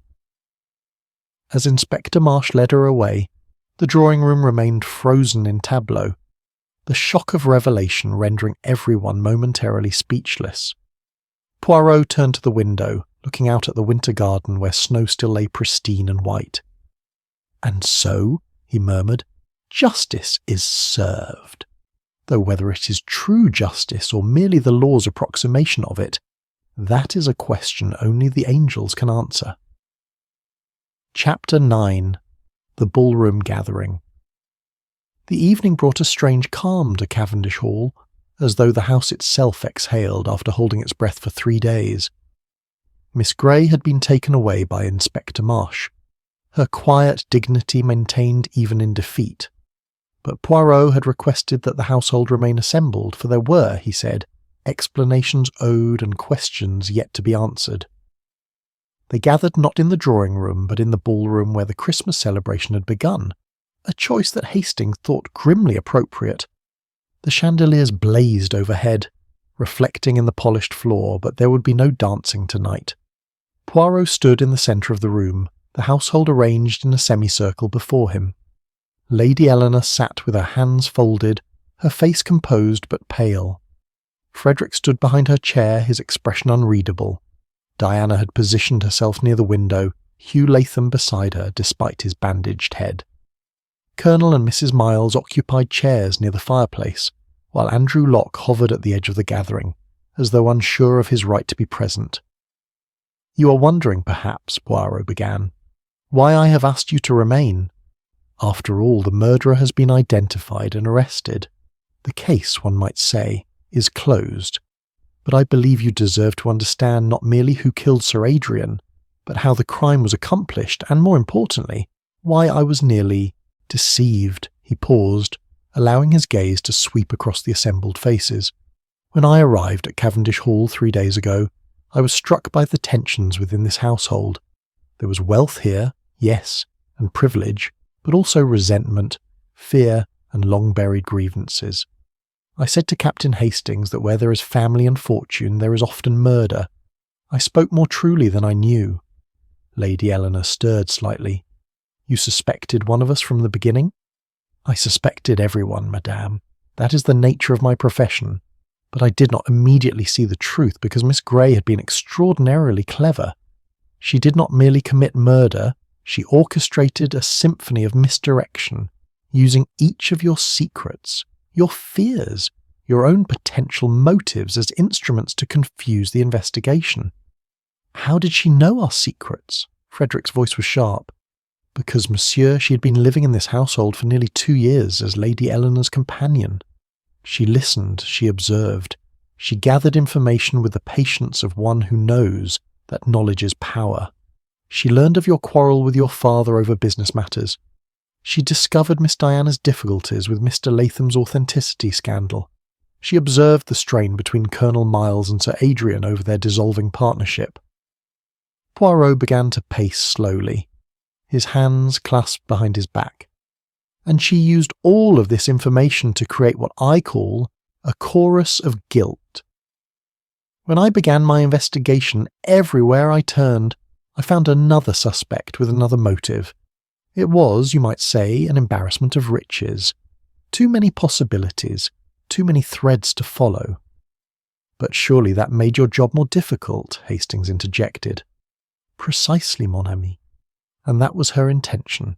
She calculated that I would become lost in the maze of motives and miss the simple truth hiding in plain sight. Mrs. Miles leaned forward. And what was that simple truth?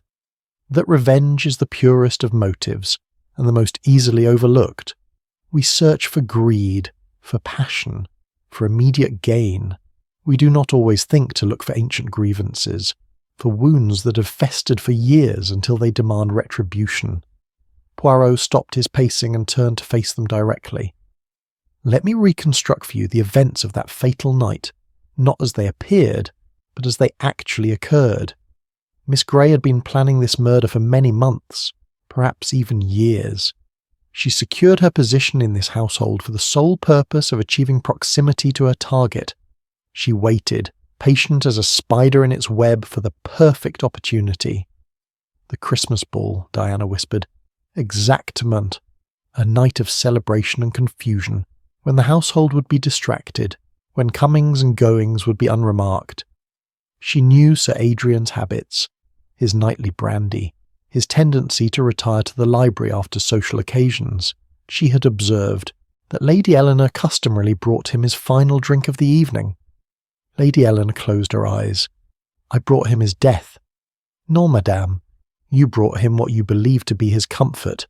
The guilt is not yours to bear. Poirot's voice was gentle. Miss Grey's plan was elegant in its simplicity. During the ball, while everyone was occupied with dancing and dining, she obtained cyanide. I believe from the garden shed, where it is used for treating certain plant diseases. She concealed it in a small vial. The broken glass we found, Hastings exclaimed. Precisely. After Lady Eleanor poured the brandy and left the library, Miss Grey entered, perhaps claiming to have a message for Sir Adrian, or perhaps simply walking past as though on some errand. Sir Adrian, trusting and unsuspecting, would have seen nothing unusual in the presence of his wife's companion. Miss Grey had only to wait for a moment when his attention was diverted. Perhaps she asked him a question, or drew his notice to something across the room, and in that instant she poured the poison into his glass. Andrew Locke had gone very pale. But the sealing wax, my sealing wax, how did she... She had taken it from your office earlier that day, along with a penknife from your desk. She used the knife to force open the decanter stopper, creating the scratches I observed. This served two purposes. It suggested the poison had been added to the entire decanter, rather than to the single glass, and it provided an excuse to reseal the bottle with your distinctive red wax, thus implicating you in the crime. But why me? Locke's voice cracked. What had I done to her? Nothing, monsieur, but you had done something that made you the perfect scapegoat. You had discovered the embezzlement of the Henderson funds. You had confronted Sir Adrian about it. You were known to be in financial difficulty.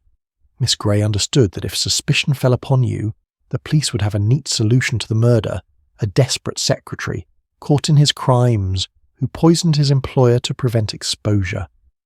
Frederick's expression had softened slightly. Then the embezzlement was real. Oh yes, quite real. Though I believe the investigation will show that the true culprit was neither Mr. Locke nor yourself, but rather a clerk who has since fled to the continent. But Miss Grey cared nothing for the truth of that matter. She cared only that it provided a convincing motive for murder. Poirot resumed his pacing, his voice taking on a more analytical tone. After administering the poison, Miss Grey dropped the vial deliberately, creating the crash that brought the butler running. She then disappeared before anyone could observe her, counting on the confusion of the moment to obscure her presence. The holly sprig she left was a particularly artistic touch, a suggestion of Christmas, of celebration turned to tragedy. The blood on its thorn was her own, from a small prick she inflicted, upon herself while handling the decorations earlier in the day. Monstrous, Mrs. Miles breathed, to plan such a thing with such calculation. Indeed, but Miss Grey had lived with her hatred for 17 years, time enough to perfect her plan, to consider every detail, to anticipate every question. Poirot's expression grew sombre. When I began to suspect that the evidence had been arranged, that we were being led by the nose towards certain conclusions, I asked myself, who benefits from this misdirection? Not the obvious suspects, for they were the ones being implicated, but someone who remained always in the background, always helpful, always observing but never observed. And the attack on Mr. Latham, Diana asked. Why hurt Hugh? Poirot turned to Latham, who touched his bandage gingerly. I believe Mr. Latham can answer that himself. Latham nodded slowly. I couldn't sleep that morning. I kept thinking about the night of the murder, trying to remember if I'd seen or heard anything unusual. And then I recalled. When Diana and I came in from the gardens through the conservatory, I saw someone moving in the corridor near the library. Just a shadow, really, but I'd noticed it. I was going to the stables to think about whether it meant anything when Miss Grey struck you down, Poirot finished. She'd been watching you, had seen the recognition beginning to form in your eyes. She could not risk your memory crystallizing into certainty, so she attempted to silence you. The note she left was meant to suggest that you had killed Sir Adrian in desperation over your financial ruin, then injured yourself either in genuine remorse or to create the appearance of being attacked by another. Would anyone have believed that? Frederick asked. In the midst of so much confusion? Perhaps. Or perhaps it would simply have added another layer of uncertainty, another false trail to follow. Miss Grey was playing a complex game, monsieur. She had multiple strategies, multiple contingencies. Poirot stopped in the centre of the ballroom beneath the great chandelier and spread his hands. But she made mistakes, as all murderers do. The paper cut on her finger, positioned wrongly for her explanation. The scent of lavender that Mr. Latham detected. The shoulder injury from wielding the candlestick, and most tellingly her eagerness to provide information, to direct the investigation, to ensure that we looked always at others and never at her. How did you know? Lady Eleanor asked quietly. At what point did you become certain? When I examined the sealing wax in the ashes, I realised that someone had gone to considerable trouble to create evidence against Mr. Locke, but I did not become absolutely certain until this morning, when I served tea and observed how each person drank. It was a small thing, a tiny gesture, but it revealed the truth about Miss Grey's shoulder injury. After that, all the pieces fell into place. Silence descended upon the ballroom. Outside, night had fully fallen and snow had begun again, soft flakes drifting past the tall windows. Colonel Miles cleared his throat. I suppose we owe you an apology, Poirot, and our thanks. You've cleared several innocent names here tonight. Including my own, Locke added quietly. I don't know how to express my gratitude, Monsieur Poirot. I was very nearly hanged for a crime I didn't commit. It is not gratitude I seek, monsieur, madame. It is merely the truth, and the truth, however painful, is always preferable to the comfortable lie. Poirot looked around at the assembled company. You have all been living with lies, some told to others, some told to yourselves. Perhaps Sir Adrian's death, tragic as it was, will allow this household to face those truths and move forward with honesty. He inclined his head in a small bow. And now, if you will excuse me, I believe my work here is finished. Captain Hastings and I shall depart in the morning. As the household dispersed slowly and quietly, Hastings joined his friend by the window. A tragic business, Poirot. That woman carried her grief for so long, let it poison her until she became what she hated. Oui, mon ami, it is often so. Revenge is a dish best not served at all, for it corrupts both the feast and the feaster. Poirot gazed out at the falling snow. Sir Adrian Cavendish may not have been a perfect man, but he did not deserve to die for decisions made in ignorance years ago. And Miss Grey, in seeking justice for her father, has destroyed herself far more completely than Sir Adrian ever did. Do you think she'll hang? Poirot was silent for a long moment. That is for the courts to decide. I have done what I can, revealed the truth, explained the method, identified the culprit. The rest is in the hands of those who wear the robes and wigs of justice. He turned from the window, his expression weary but satisfied. Come, Hastings, let us leave this place. The ballroom is empty now, the music has ended, and the dance is done. Chapter 10. The Dance. Ends. The morning of their departure arrived with a pale winter sun that cast long shadows across the snow-covered grounds of Cavendish Hall. Poirot stood at the window of his guest chamber, watching as servants loaded luggage into the motor car that would carry him and Hastings back to London. Behind him, his cases were packed with the same meticulous precision with which he approached all things. His suits were folded just so, his toiletries arranged in perfect order, his shoes wrapped in tissue paper. Everything in its proper place, as it should be, as it must be, if the world were to make any sense at all. A knock at the door interrupted his contemplation. It was Lady Eleanor, dressed in black, her face showing the marks of grief but also something else. Perhaps relief, or the first tentative stirrings of peace. Monsieur Poirot, I hope I'm not disturbing you. I wanted to speak with you before you left. Madame, you're always welcome. Please, sit. She settled into the chair by the window, her hands folded in her lap in that characteristic gesture of composure he had come to recognize. I wanted to thank you, not only for solving Adrian's murder, but for clearing the cloud of suspicion that hung over so many of us. Frederick, Andrew, even myself. We were all under a shadow. You've given us back our reputations, if not our peace of mind. It was merely the work I was asked to do, madame. No, her voice was firm. It was far more than that. You could have settled on the easiest solution, the most obvious suspect. Instead, you pursued the truth with thoroughness and compassion.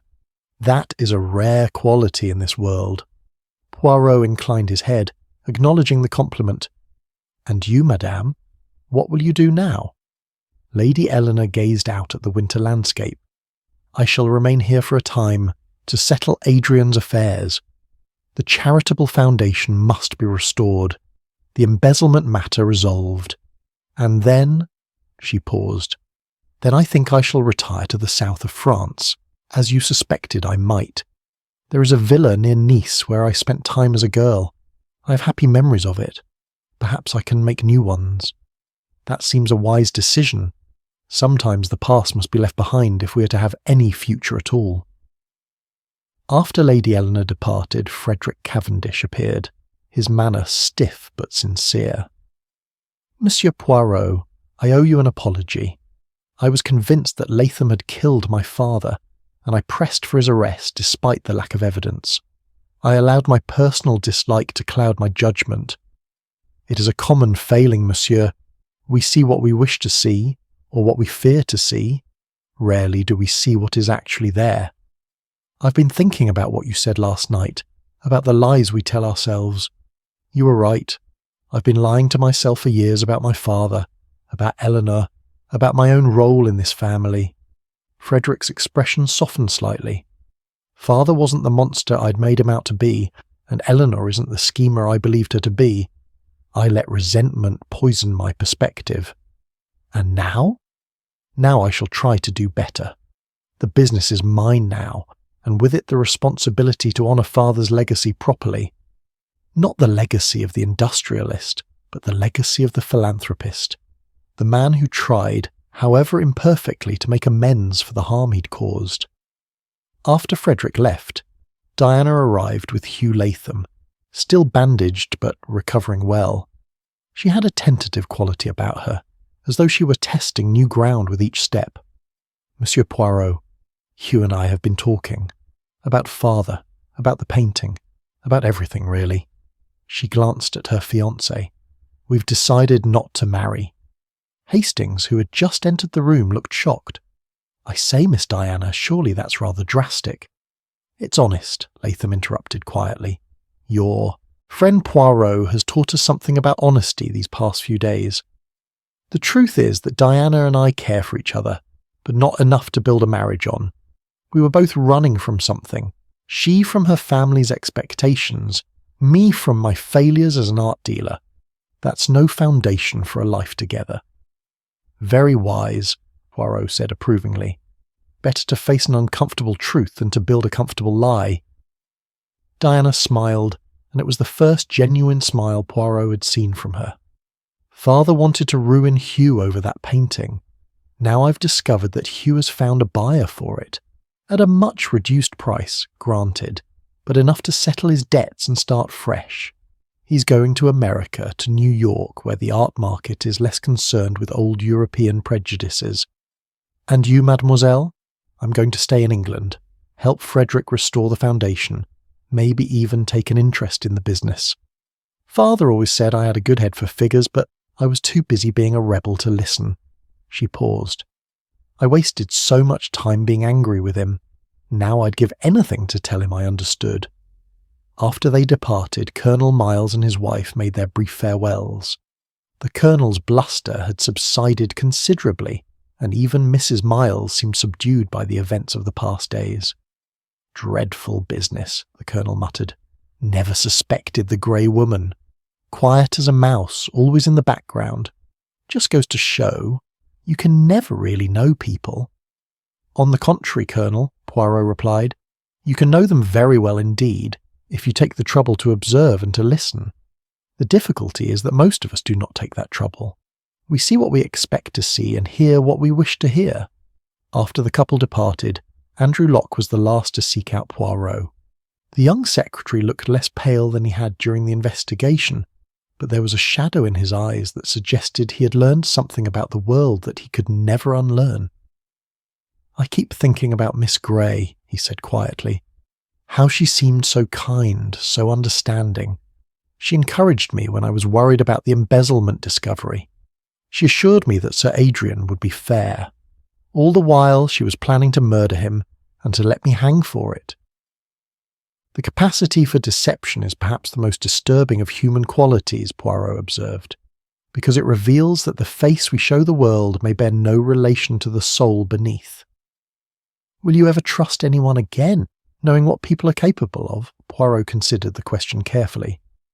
"Yes, Monsieur Locke, I will trust again, because the alternative is to live in perpetual suspicion, and that is no life at all.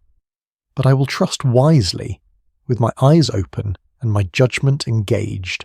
That is the lesson Miss Grey has taught us." Locke nodded slowly. "Lady Eleanor has asked me to stay on as estate manager. She says she needs someone who understands Sir Adrian's vision for the charitable work. I'm going to accept. It feels like a way to make amends somehow, though I'm not sure for what. For being human, perhaps. For having doubts and fears and imperfect knowledge. We all make amends for that. Every day." When Locke had gone, Poirot and Hastings descended to the entrance hall where Graves waited to see them off. The butler's expression was as impassive as ever, but he extended his hand to Poirot with something approaching warmth. "You've done this household a great service, Monsieur Poirot. I've served the Cavendish family for 30 years, and I couldn't bear to see them destroyed by suspicion and doubt. You've given them a chance to heal." "The healing, Monsieur Graves, they must do themselves. I have merely removed the infection that prevented it." As the motor car pulled away from Cavendish Hall, Hastings settled back against the leather seat with a sigh. "Well, Poirot, that's another case closed, though I must say this one had more twists and turns than a country road." "Indeed, mon ami. Miss Grey was a formidable opponent. She understood psychology as well as she understood poison. She knew that if she could create enough confusion, enough alternative suspects, the truth might never be discovered. But you discovered it anyway. Because I refused to accept the obvious answers. Because I insisted on examining not merely what I was shown, but what I was meant to overlook. Poirot adjusted his scarf with precision. In every investigation, there are two stories. The one the evidence tells and the one the criminal wishes you to believe. The art lies in distinguishing between them. They drove in silence for a time, watching the winter countryside roll past. Finally, Hastings spoke again. "Do you think Miss Grey will hang?" "I do not know. The law will take its course, but whatever her fate, she has already suffered the worst punishment of all." "What's that?" "The realization that her revenge, so long planned and so carefully executed, has changed nothing. Her father is still dead. The injustice done to him remains, and she has thrown away her own life in a futile attempt to balance scales that can never be balanced. That is the tragedy of revenge, Hastings. It promises satisfaction, but delivers only emptiness." Hastings was quiet, contemplating this. Then he said, "You told them all to face the truth, to stop living lies. Do you think they will?" "Some will, some will not. Lady Eleanor, I think, has the strength to build a new life on honest foundations. Frederick has learned that righteousness without compassion is merely cruelty. Diana has discovered that rebellion is not the same as independence. These are valuable lessons if they choose to apply them. And what about us, Poirot? What have we learned?" Poirot smiled, a rare expression of genuine warmth.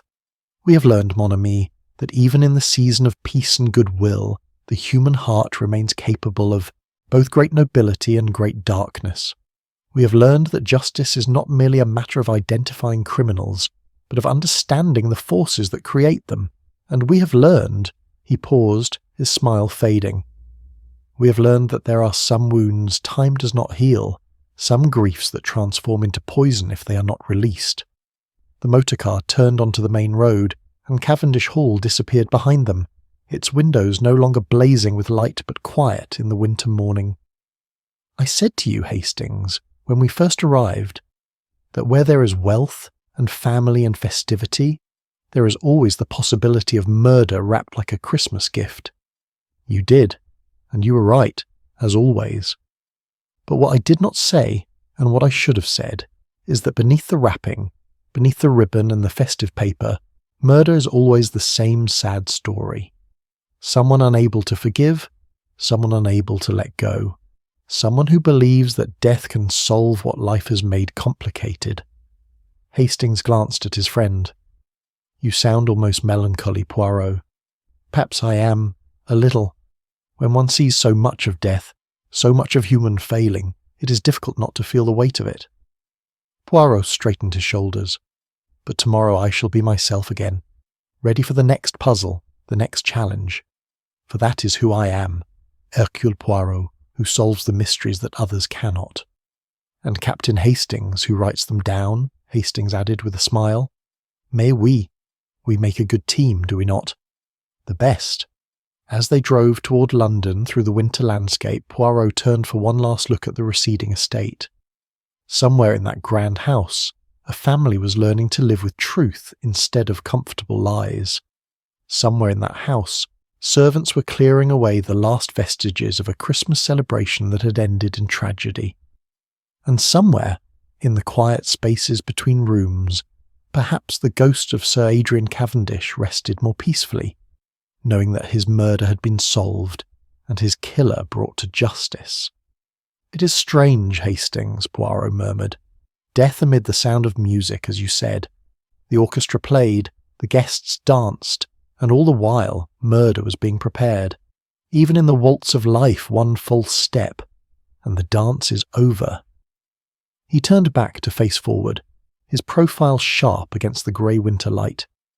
"Yet still," he continued so softly that Hastings almost missed it, "the music plays. For truth, like melody, cannot be silenced. Justice, like harmony, finds its resolution, and life, like the endless turning of the dance, goes on. The motorcar crested a hill, and London appeared in the distance, its familiar skyline a promise of home and rest, and eventually the next case that would demand the services of Hercule Poirot. Behind them, Cavendish Hall stood silent in its park, its ballroom empty, its library quiet. The Christmas ball had ended. But somewhere, in some other grand house, at some other festive gathering, another drama was preparing to unfold, and when it did, Hercule Poirot would be ready. He was always ready, for such was his nature, and such was his gift. The little grey cells never rested, even when their owner did, and justice, patient and inexorable, would always have its dance.